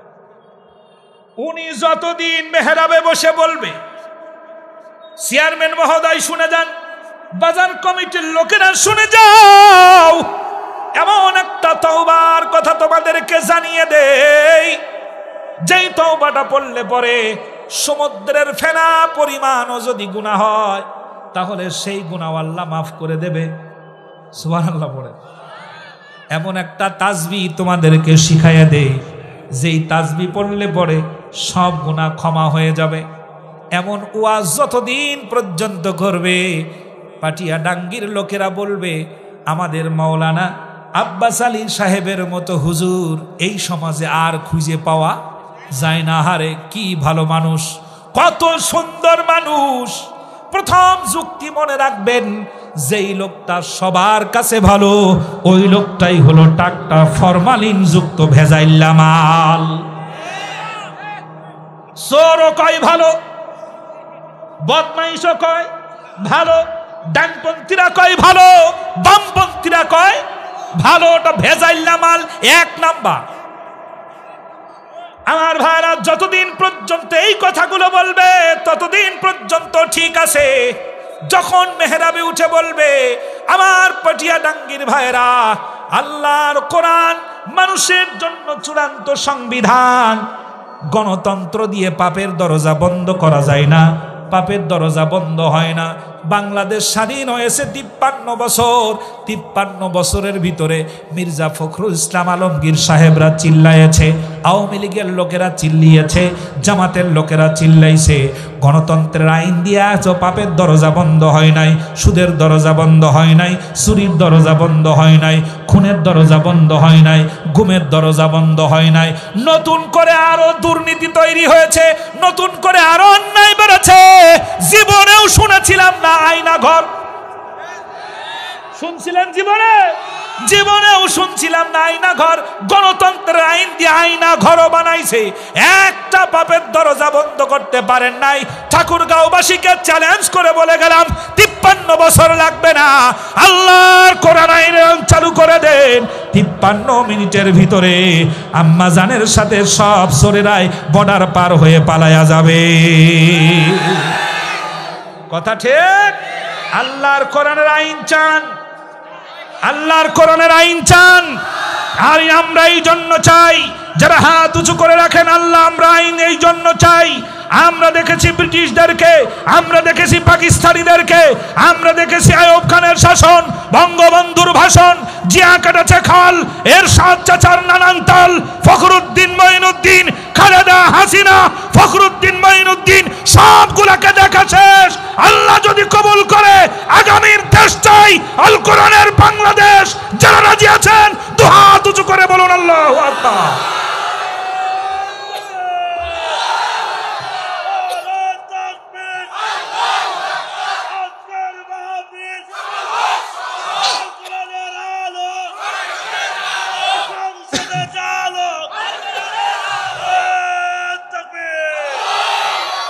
যদি তোমাদের হিংসার আগুনে জ্বলে পুড়ে হয়ে যায়, যদি তোমাদের আক্রোশ ঝরে চুরমার হয়ে যায়, যদি তোমাদের পথের কাটা মনে করো আমাদের, ষড়যন্ত্রের জাল বুনে নাও প্রস্তুতি যুদ্ধের, যদি আমাদের ফাঁদে আটকাতে খোঁজো নানান উপায়, যদি আমাদের ফাঁদে আটকাতে খোঁজো নানান উপায়, সোজা পথে হেরে বাঁকা পথে নাও চাতুরীর আশ্রয়, যদি পৃথিবীর প্রতিটি কণায় গড়ে তোলো কারাগার, যদি আমাদের সব রসদের বন্ধ করো দ্বার, যদি বুলেটের আঘাতে বসতি কেঁপে ওঠে থর থর, তবু স্লোগানে একটাই ধ্বনি তুলব বারে বার, নারায়ে তাকবীর,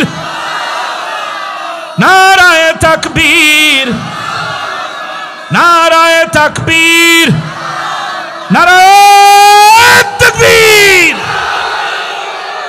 গুম হয়ে গেছে ভাই তবু পথ চেয়ে থাকি বসে, শহীদ আবরার হয়ে সে যদি ফিরে আসে, পিতা মাতা হারিয়ে অবুঝ শিশুকে কয় বিচার করো ওগো প্রভু, আমি নালিশ দিয়ে যাই, নরপিশাচ সীমারের দল জানো না এই খবর, আমরা তো সেই উত্তর সরি বেলাল সুমায়ার, ঠিক না?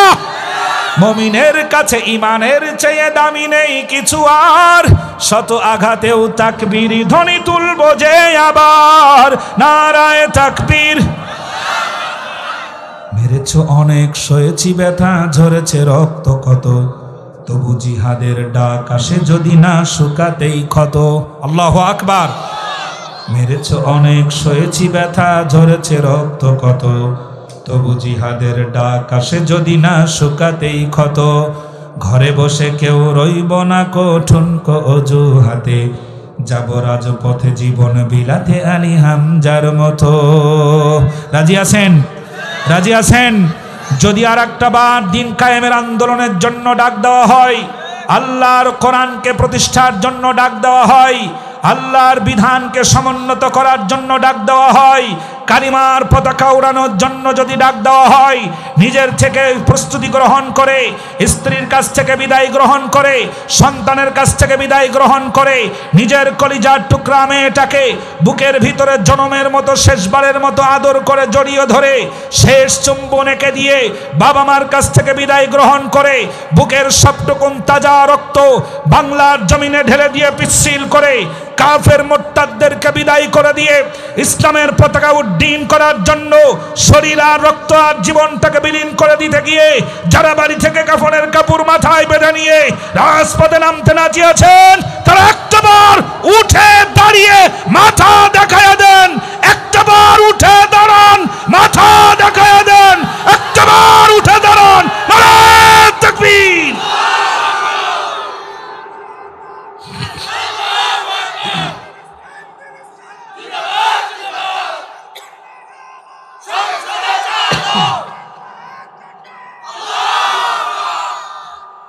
আল্লাহ কবুল করেন, বলেন আমিন। বসে পড়েন, আমি এনার্জি ফিরিয়ে আনলাম আরো 1 ঘন্টার জন্য। রাজি আছেন? রাজি আছেন? হাত উঁচু করে আল্লাহু আকবার বলেন। দ্রুত বসেন, বসেন। আমার ভাইরা, বলছিলাম ইমাম সাহেব যতদিন মিষ্টি হাদিস বলবে ততদিন বলবে হুজুরের মতো ভালো হুজুর এই এলাকায় আর হয় না। যেই বলবে আমার ভাইরা জমিন আল্লাহর, আইন চলবে আল্লাহর, এই দাবি কি অযৌক্তিক? ফ্যামিলি আপনার, কথা চলবে কার? আপনার। বাড়ি আপনার, আইন চলবে কার? আপনার। দোকান আপনার, আইন চলবে কার? আপনার। সবই যদি আপনার হয়, সেখানে যদি আইন চলে, স্বীকার করেন জমিন কার? আসমান কার? মানুষগুলো কার? আইন চলবে কার? দাবিটা সহজ না বেকা? সরল না বেকা? এই দাবি ঠিক আছে না? এখন ইমাম সাহেব যদি বলে আগামী জুমায় যদি খুতবা দেয়, খবরদার আগামী দিনে বাংলাদেশ তথা এই জমিন আল্লাহর, আইনও চলবে আল্লাহর। আমাদের সবাইকে আল্লাহর আইন বাস্তবায়ন করার লক্ষ্যে কাঁধে কাঁধ মিলিয়ে দাঁড়িয়ে কাজ করতে হবে। এই কথা যখন বলবে, তখন এক মুসল্লি আর এক মুসল্লির কাছে বলবে, এক সভাপতি আর এক সেক্রেটারির কাছে বলবে, এক কেশিয়ার আর এক কেশিয়ারের কাছে বলবে, এক সদস্য আর এক সদস্যর কানের কাছে মুখ লাগাইয়া বলবে কি জানেন? হুজুর তো এতদিন ভালোই ছিল, জামাত শিবিরে যোগ দিল কবে? বলবে না? এই মাল আছে না নাই? রক্ত পরীক্ষা করেন, আবুল আহাব টাটকা আবুল আহাব, ও এ সমাজের স্মার্ট আবুল আহাব। সব ভালো লাগে, শুধু আল্লাহর কোরআনের আইন বাস্তবায়ন হতে দিতে চায় না যারা, বর্তমান সময়ের স্মার্ট আবুল আহাব তারা। আরেকটা কারণ লক্ষ্য করেন, আল্লাহ রাব্বুল আলামিনের নবীর পুত্র সন্তান দিয়েছেন আল্লাহ, কন্যা সন্তান আল্লাহ রাব্বুল আলামিন দিয়েছেন। পুত্র সন্তান আল্লাহ পাক নবীজিকে দান করেছেন 3টা। আল্লাহ রাব্বুল আলামিনের নবীকে আল্লাহ পাক কন্যা সন্তান দান করেছেন 4টা। জোরে বলেন সুবহানাল্লাহ। বলতে পারবেন না নবীর পুত্র সন্তান নাই। নবীর প্রথম পুত্র সন্তানের নাম হলো কাসেম রাদিয়াল্লাহু তাআলা আনহু, দ্বিতীয় পুত্র সন্তানের নাম হলো আব্দুল্লাহ রাদিয়াল্লাহু তাআলা আনহু, তৃতীয় পুত্র সন্তানের নাম হলো ইব্রাহিম রাদিয়াল্লাহু তাআলা আনহু। জোরে জোরে বলা যাবে কি সুবহানাল্লাহ? 4টে কন্যা সন্তান আল্লাহ রাব্বুল আলামিন নবীকে দিয়েছেন। 1 নাম্বার হলো রুকাইয়া, 2 নাম্বার হলো উম্মে কুলসুম, 3 নাম্বার হলো আল্লাহ রাব্বুল আলামিনের নবীকে 4টা কন্যা সন্তান আল্লাহ দান করেছেন। রুকাইয়া, উম্মে কুলসুম, জয়নব, আর একটা নাম হলো আম্মাজান ফাতিমা রাদিয়াল্লাহু তাআলা আনহা। জোরে বলেন সুবহানাল্লাহ। আমার ভাইরা, আবু লাহাবের নামে কেন সূরা নাজিল হলো? এমনি এমনি নাজিল হয় নাই। এ আবু লাহাব সাধারণ আবু লাহাব নয়। আবু লাহাবের অন্য ধাতু দিয়ে তৈরি করা আবু লাহাব। সমাজের ভিতরে খুঁজলেই পেয়ে যাবেন আবু লাহাব কারা। আর একটা দৃষ্টান্ত তাফসীর থেকে লক্ষ্য করুন বন্ধু। আল্লাহর নবীর সাথে আবু লাহাবের সম্পর্ক ছিল 4টা। আছেন না চলে গেছেন? আমি ভাবতেছি, আমি বুঝতেছি যে আপনাদের ধৈর্য নষ্ট হয়ে গেছে। না বললে হবে, ওই যে মাঝখান থেকে দাঁড়ানোর সুযোগে কয়জন পালিয়ে গেছে।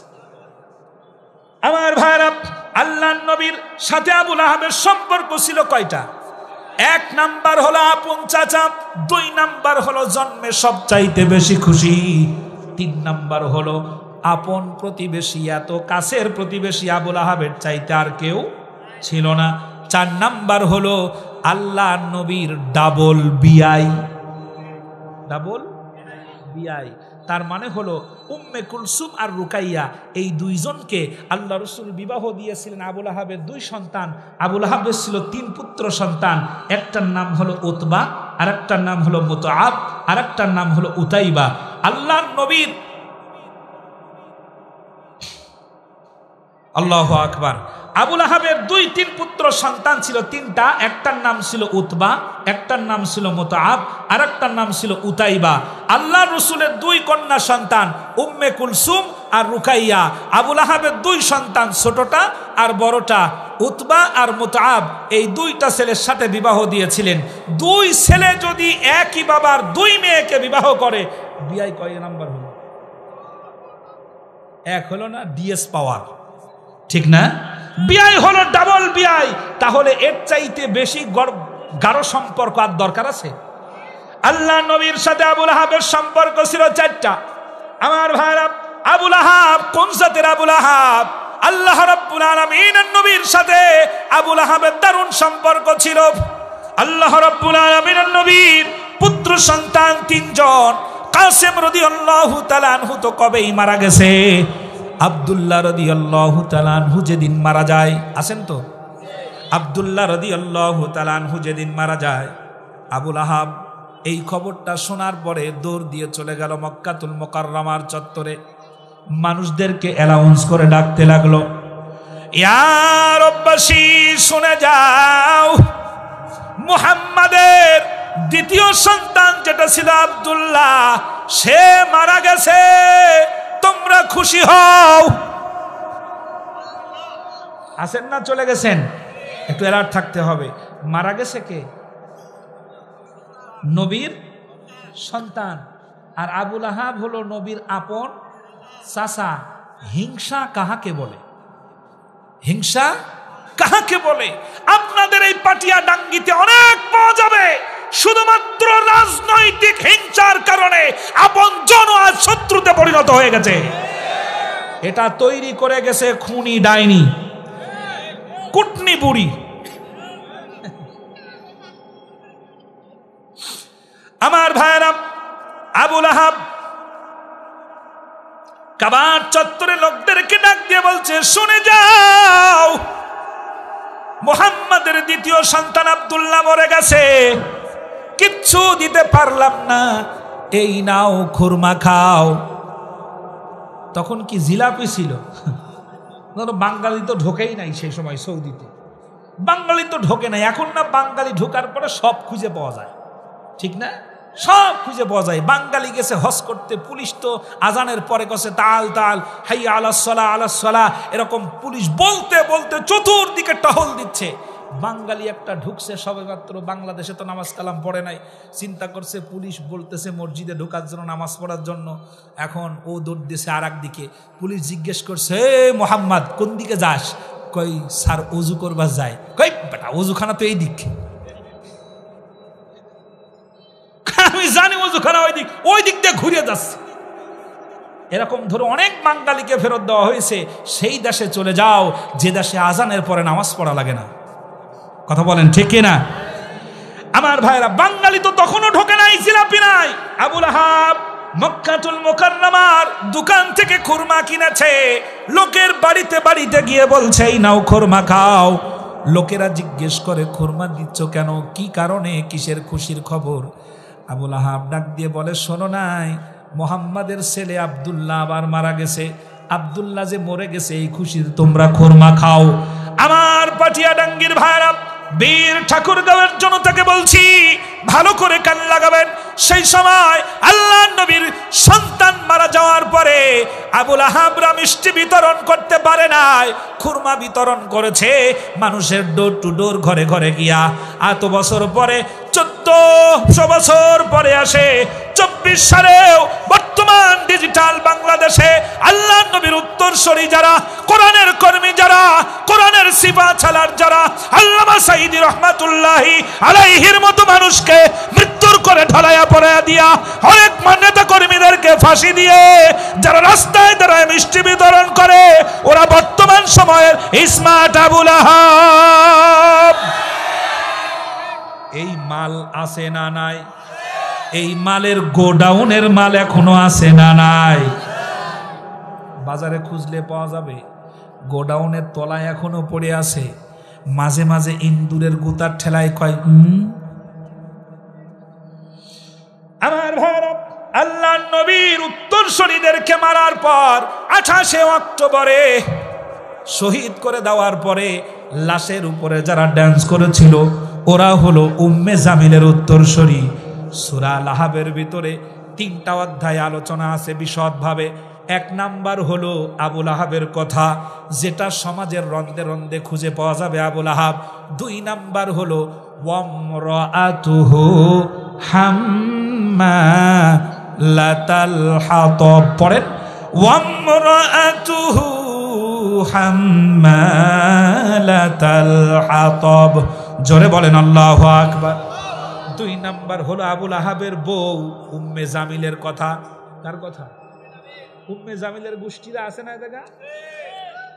কোন জায়গা বানাইছেন এটা? না মানে যে মহিলা প্যান্ডেল কোন পাশে? এই পর্দার আড়ালে। আর উম্মে জামিলকে তো একটু দেয়া দরকার। উম্মে জামিল এখানে আছে, বহুত উম্মে জামিল আছে। ওয়ামরাআতুহু হাম্মালাতাল হাতাব। উম্মে জামিলের 4টা গুরুত্বপূর্ণ বৈশিষ্ট্য ছিল। 1 নাম্বার বৈশিষ্ট্য হলো মানুষের ভিতরে দ্বন্দ্ব বাঁধানোর বৈশিষ্ট্য। মানুষের ভিতরে, তাফসীর নিয়ে আসেন খোলেন, মানুষের ভিতরে দ্বন্দ্ব বাঁধানোর বৈশিষ্ট্য। এই জন্য তাকে বলা হতো লাকড়ি বহনকারী। ঠিক আছে, কি বলা হতো? লাকড়ি বহনকারী।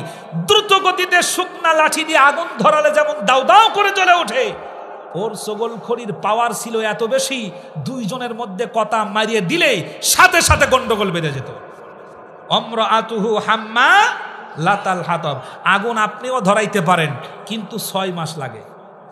আপনি যে স্লো পয়জনে যা মারেন ওইটা দিয়ে এই পাটিয়াডাঙ্গির 2 গ্রুপের সংঘর্ষ বাধাইতে আপনার সময় লাগবে যদি 6 মাস, আর উম্মে জামিলের পক্ষে সময় লাগবে 1 তুড়ির ব্যাপার। ওয়ামরাআতুহু হাম্মালাতাল হাতাব। আমার ভাইরা, এই উম্মে জামিলের কাম ছিল 2 জনের ভিতরে শত্রুতা তৈরি করে দেওয়া। আমি সূরা কসসে না যেয়ে পারলাম না, একটু খেয়াল করেন। প্রসঙ্গতভাবে এ কথাটা এখানে আনতে বাধ্য হচ্ছি আজ।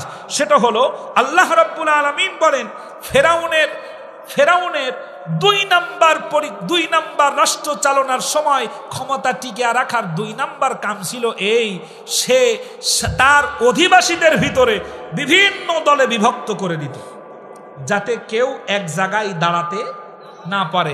এটা ছিল রাজনৈতিক চরম গভীরের খেলা।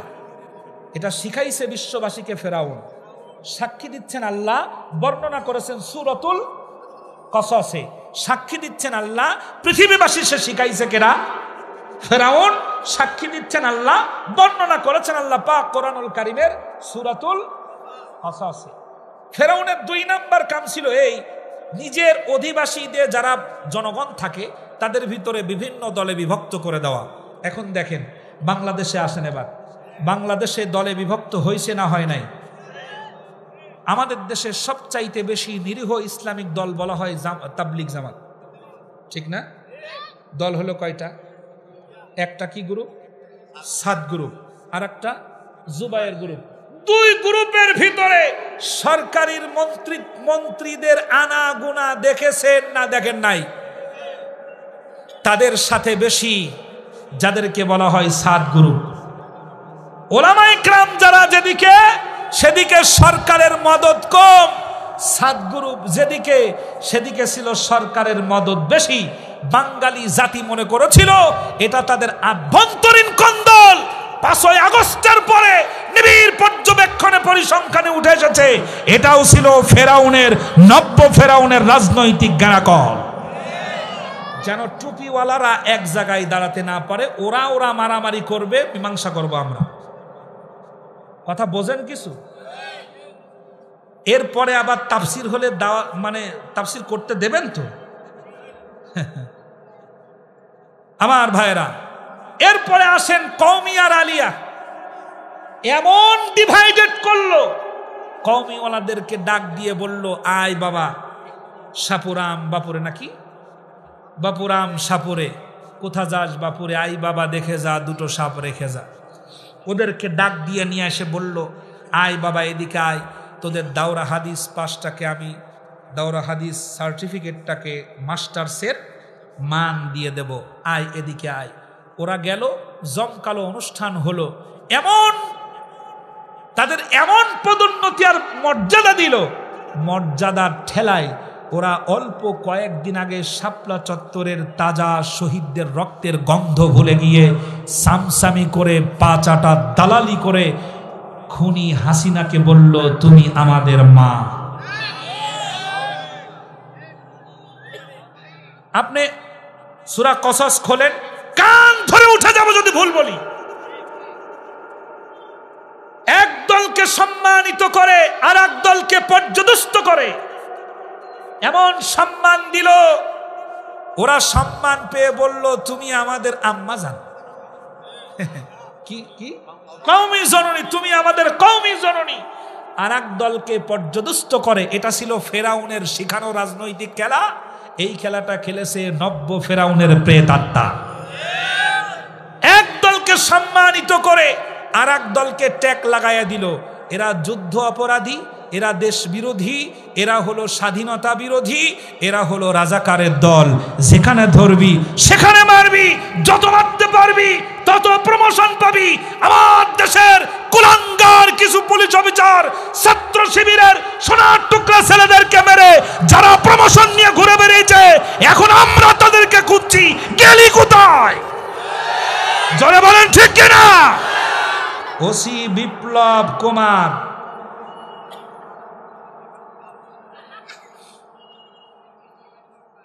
হারু আঙ্কেল, হাউন আঙ্কেল যত মারতে পারছে দেখেছিলাম। বিএনপির নেতা না না সিবুইব কে ছিলেন, জয়নাল আবেদিন ফারুকি ভাই, জয়নাল আবেদিন ফারুকিকে যেভাবে পিটিয়েছে, মেরেছে, আপনি ভাবেন, মাথা দিয়ে ভাবেন। এখনো তার জন্য যাদের মন খারাপ হয়, বিশ্বাস করেন ওদের জন্ম যদি ফেরাউনের আমলে হইতো, ওরা মুসা নবীর জন্য কাঁদতো না। ওরা কাঁদতো কার জন্য? ফেরাউনের জন্য কাঁদতো। এখনো যাদের মন খারাপ হচ্ছে, ওরা মুসা নবীর জন্য কাঁদতো না, ফেরাউনের জন্য কাঁদতো। যেই ফেরাউন ক্ষমতা টিকানোর জন্য ৭০,০০০ শিশুদেরকে হত্যা করেছে, আর বাংলাদেশের নব্য ফেরাউন হাজার হাজার ছোট্ট বাচ্চা থেকে শুরু করে যুবক পর্যন্ত কাউকে ছাড় দেয় না। ফেরাউনের সাথে মেলে নাকি মেলে না? আমার কিচ্ছু করার নাই। আমার ভাইরা, সূরা কসসে বলা হচ্ছে একজনকে সম্মানিত করলো আর একজনকে পর্যদস্ত করলো। আল্লাহ রাব্বুল আলামিন বলেন, অনুমাক্কিনা লাহুম ফিল আরদ অনুরিয়া ফিরআউনা ওয়া হামান। যাদেরকে পর্যদস্ত করা হলো, ফেরাউন আর হামানরে আমি বাঁচায়া রাখবো। ইচ্ছে করলে আল্লাহ মারতে পারতেন। কথা টের পান নাই? ইচ্ছে করলে আল্লাহ মারতে পারতেন না? ইচ্ছে করলে আল্লাহ মারতে পারতেন না? পারতেন। আল্লাহ পাক মারতে পারতেন। ৪৫ মিনিট সময় আল্লাহ দিতেন না। ইচ্ছে করলে আল্লাহ খেলা শেষ করতে পারতেন, কিন্তু পরিকল্পনাটা তো আল্লাহর। পরিকল্পনা কার? আল্লাহ বলেন, অনুমাক্কিনা লাহুম ফিল আরদি অনুরিয়া ফিরআউনা হামান। আমি ফেরাউনেরও দেখাবো, হামানকেও দেখাবো। এক দলকে সম্মানিত করলো আর এক দলকে নিষিদ্ধ করলো। আমরা আল্লাহর পরিকল্পনার বাস্তবায়ন দেখলাম। স্বৈরাচার বিদায় হওয়ার পর যাদেরকে নিষিদ্ধ ঘোষণা করা হয়েছিল, উচ্চ সম্মান দিয়ে তাদেরকেই সর্বপ্রথম ডাকা হলো। পরিকল্পনাটা কার? আমার, আপনার? জোরে বলেন, পরিকল্পনা কার? তুমিও চাও, আমিও চাই, তোমার আর আমার চাওয়াই কি আসে যায়? আল্লাহ যেটা চায় সেটাই হয়। সুবহানাল্লাহ পড়ে।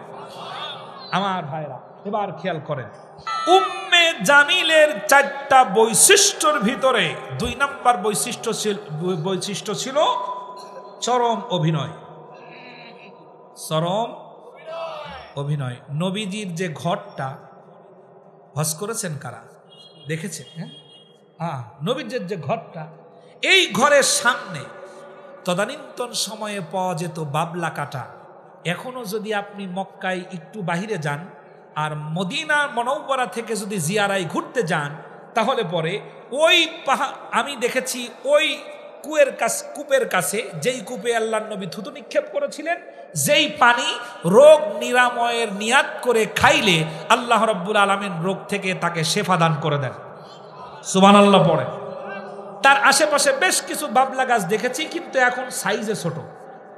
আগে ছিল বাবলা গাছ, বাবলা গাছের কাঁটা এনে আল্লাহ নবীর দরজার সামনে সুন্দর করে বিছাইয়া রাখত, যাতে করে মোহাম্মদ, আব্দুল্লাহ, উম্মে কুলসুম, জয়নব, ফাতেমা, রুকাইয়া, ইব্রাহিম এরা যখনই ঘর থেকে বেরোবে তখনই যেন কাঁটা বিধে এরা কষ্ট পায়।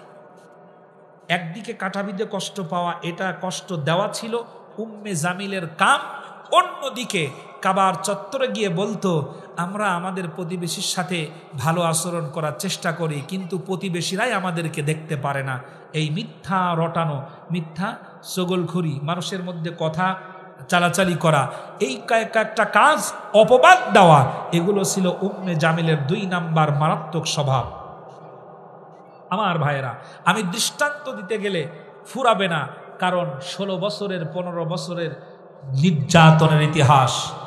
সিলেটের ইলিয়াস নাম শুনেছেন? নাম কি? ইলিয়াস। দেখছেন কন্যা সন্তানটাকে ডাইনি বুকের ভিতরে জড়াইয়া বলছে, তোমার বাবাকে খুঁজে বের করব। যখন বলছে খুঁজে বের করব, তখন ইলিয়াস শেষ। তার নির্দেশেই হত্যা করার পর সন্তানদেরকে কি করে সান্ত্বনা দেয়! আরে অভিনয়!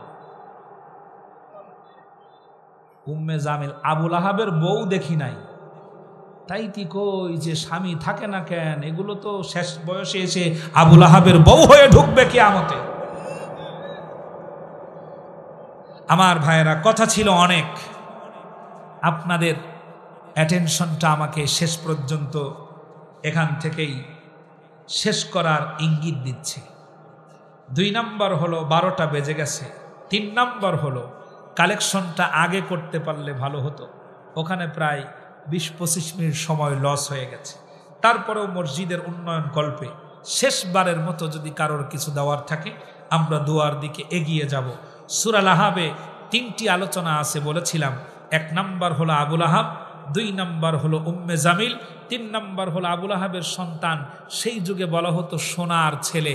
আপনারা জানেন কি, আবুল আহাবের 3 সন্তানের ভিতরে উতবা বড় ছেলে, মুতাআব মেজো ছেলে, উতাইবা এটা ছিল সবচাইতে বেশি খারাপ। এমন খারাপের খারাপ, সমাজের মধ্যে এমন কোনো কাজ নাই, অন্যায় নাই যেটা সে করে নাই। এরকমের মাল এদেশে আছে না নাই? যা খুশি তাই করতে পারে। আল্লাহ পাক আমাদেরকে কোরআন বুঝার তৌফিক দেন। আল্লাহ রাব্বুল আলামিন কোরআনের কারণে আপনাদের সম্মান বাড়িয়ে দেন। কোরআনের কারণে যে সম্মান বাড়ে তা কি বিশ্বাস করেন? বিশ্বাস করেন? ভাই দোয়া করে যাই, তাকে বিশ্বাস করেন? একটু হাত উঁচু করে বলেন আল্লাহু আকবার। আপনাদের এলাকার একটি ছেলে আছে, আমাদের ঢাকাতে থাকে, নাম হচ্ছে মাওলানা জাহাঙ্গীর কবির। চেনেন? হ্যাঁ, জাহাঙ্গীর কবিরের কারা চেনেন? এই পাড়ায় বাড়ি কোন জায়গা? হ্যাঁ,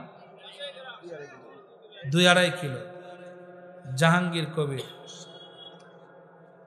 সে একজন এখন বর্তমান দায়িত্বশীল। কোরআনের কারণে আল্লাহ রাব্বুল আলামিন তাকে যে মর্যাদা দান করেছেন ভাবতেও পারবেন না। গ্রামের ছেলে তো টের পাচ্ছেন না। গ্রামের ছেলে, আপনাদের এলাকার ছেলে, আল্লাহ পাক যথেষ্ট সম্মান দিয়েছেন। ঢাকার বুকে খতিব, ভালো একজন আলোচক, আলোচনাও করে, লেখাপড়াও তো মাশাআল্লাহ মোটামুটি ভালোই করেছে।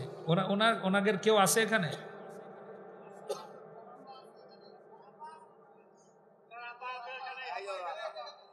না, গ্রামের রত্নগুলোকে চিনতে হবে। আপনি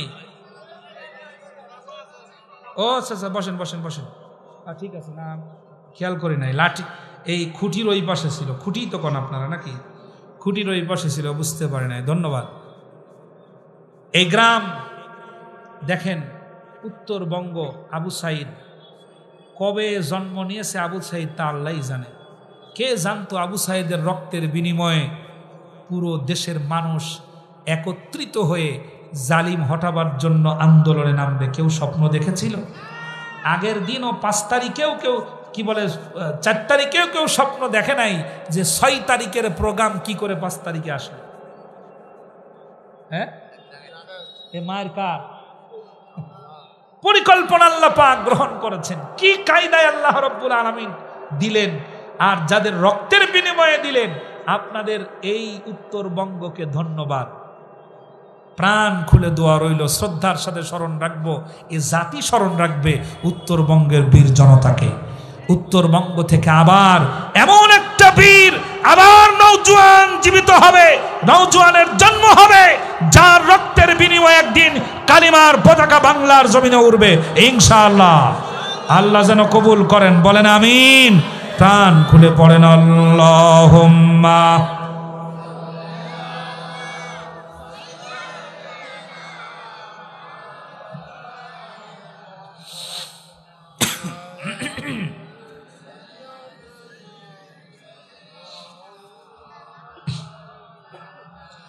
اللهم آمين.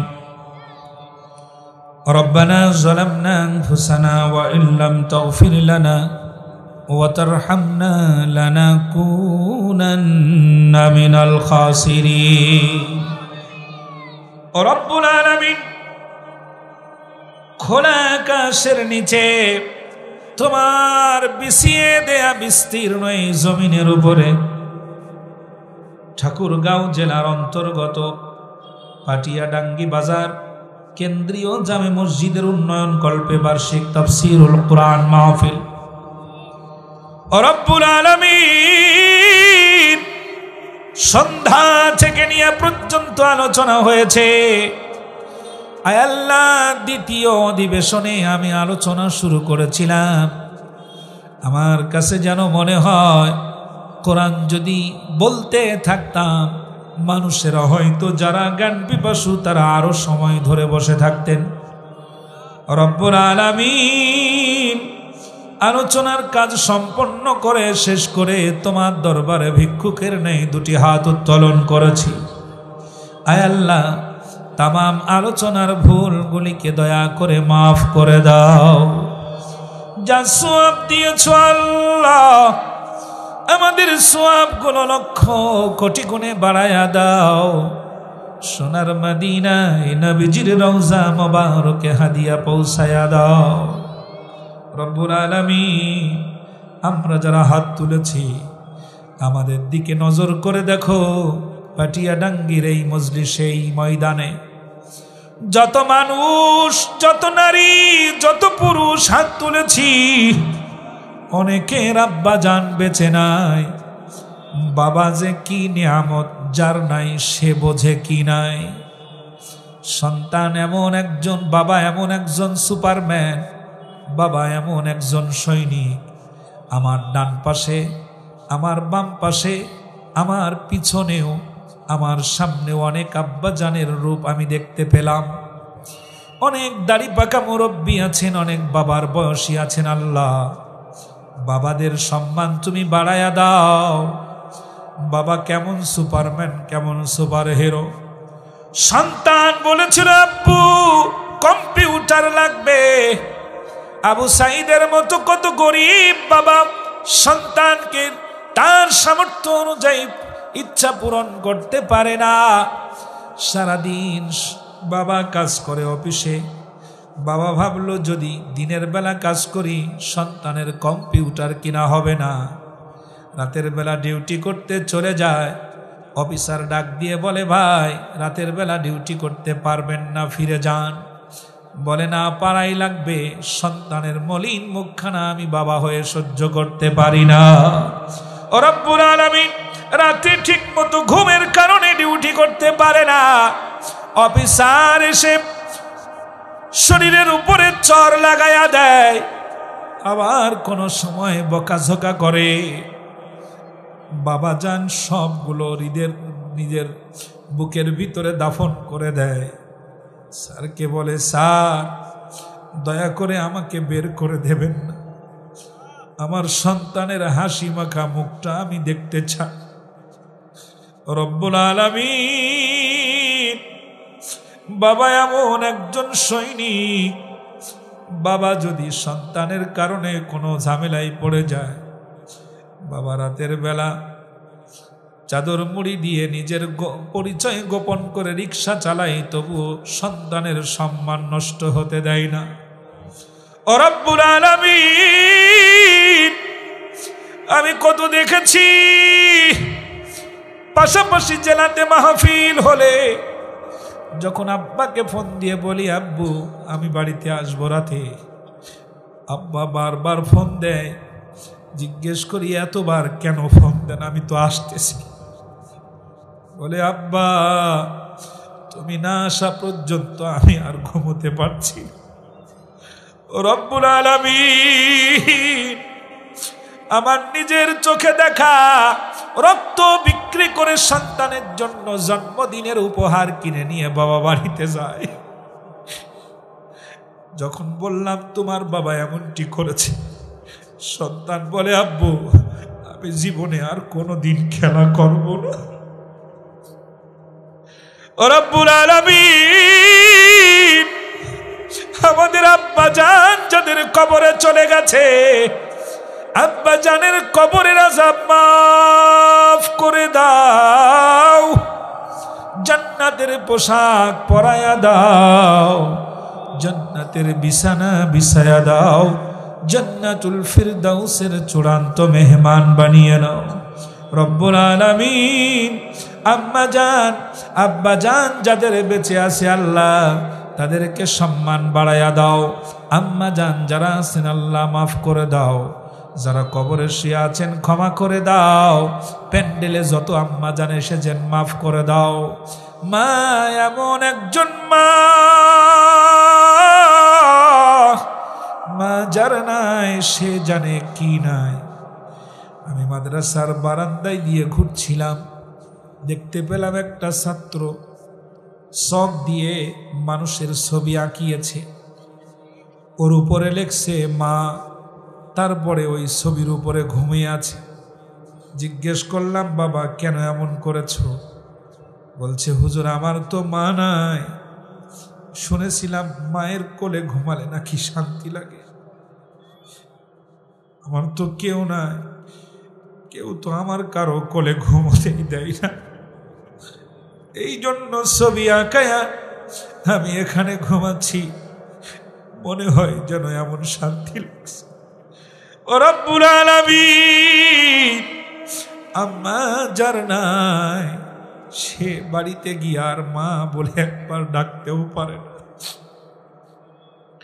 সবার আম্মা জানকে মাফ করে দাও। আয় আল্লাহ, আমাদের মুরব্বী যারা বেঁচে আছেন তাদের ক্ষমা করে দাও। ও রব্বুল আলামিন, আমার ডানে বামে যত মুরব্বী বেঁচে আছেন আমাদের বটবৃক্ষের ছায়ার মতো তাদের সম্মানের সাথে বাঁচায় রেখো আল্লাহ। আমাদের দেশটাকে কবুল করে নাও, বাংলাদেশ জাতীয়তাবাদী দলকে কবুল করে নাও। খালেদা জিয়া অসুস্থ, দোয়া চেয়েছেন চেয়ারম্যান মহোদয়, আল্লাহ তারে সুস্থতার নিয়ামত দান করে দাও। দেশের জন্য সবাইকে এক আর নেক হয়ে কাজ করার তৌফিক দান করে দাও। রব্বুল আলামিন, মির্জা ফখরুল ইসলাম আলমগীরের এলাকায় এসেছি, আয় আল্লাহ তাকে তুমি সম্মানের সাথে বাঁচায় রেখো। ইসলামী আন্দোলনের নেতা দেলোয়ার ভাইয়ের এলাকায় এসেছি, আয় আল্লাহ কোরআনের খাদেম হিসাবে বিশ্বময় তারে কবুল করে নিও আল্লাহ। ও রব্বুল আলামিন, আজকের মাহফিল কবুল করে নাও, দান যারা করেছেন কবুল করে নাও, প্রধান অতিথি সভাপতি মহোদয়কে কবুল করে নাও। আয় আল্লাহ, বিশেষ মেহমান যারা আছেন কবুল করে নাও। আমার পিছনে অনেক ভাইয়েরা বসে আছেন, সম্মানিত মানুষ। আয় আল্লাহ, শুধুমাত্র আলোচনা অনুষ্ঠানের নিয়মতান্ত্রিকতার কারণে তাদেরকে পিছনে বসতে হয়েছে, মেহেরবানি করে তাদেরকে আরো সম্মান তুমি বাড়ায়া দিও আল্লাহ। আমাকে দাওয়াত করে সম্মানিত খতিব আর যিনি দাওয়াত করেছেন মাওলানা জাহাঙ্গীর আলম সহ যারা সে সম্মান আমাকে দেখালো, আয় আল্লাহ আমার জীবনের কোনো একটা আমল যদি তোমার কাছে ভালো লাগে তার ওসিলায় সবাইকে আরো সম্মানিত করে দাও। রব্বানা তাকাব্বাল মিন্না ইন্নাকা আনতাস সামিউল আলিম وتب علينا إنك أنت التواب الرحيم রব্বুল আলামিন মাওলানা জাহাঙ্গীর আলমের আব্বা জান এখানে উপস্থিত আছেন, আত্মীয় স্বজন যারা আছে, পাড়া প্রতিবেশী বন্ধু বান্ধব সবাইকে আল্লাহ কবুল করে নাও, সম্মান বাড়িয়ে দাও। তোমার কাছে মিনতি আল্লাহ, বাংলাদেশে কোরআনের রাজ কায়েম হয়েছে, এমন একটা দিন দেখার তৌফিক দিয়া দাও রব্বুল আলামিন। কর্মব্যস্ত এই পৃথিবীতে কর্মক্লান্ত সৈনিকের মতো দৌড়াদৌড়ি করি, ছুটাছুটি করি, তোমার কাছে মিনতি জানায় কবে কখন যেন পায়ের নিচে কবর নামক গর্তটি পড়ে যায়, আজরাইল যেন কখন যেন সামনে উপস্থিত হয়ে যায়। তোমার কাছে মিনতি জানায় আল্লাহ, জান কবজের সময় আমাদের জবান দিয়ে জারি করে দিও লা ইলাহা ইল্লাল্লাহু মুহাম্মাদুর রাসূলুল্লাহ সাল্লাল্লাহু আলাইহি ওয়াসাল্লাম।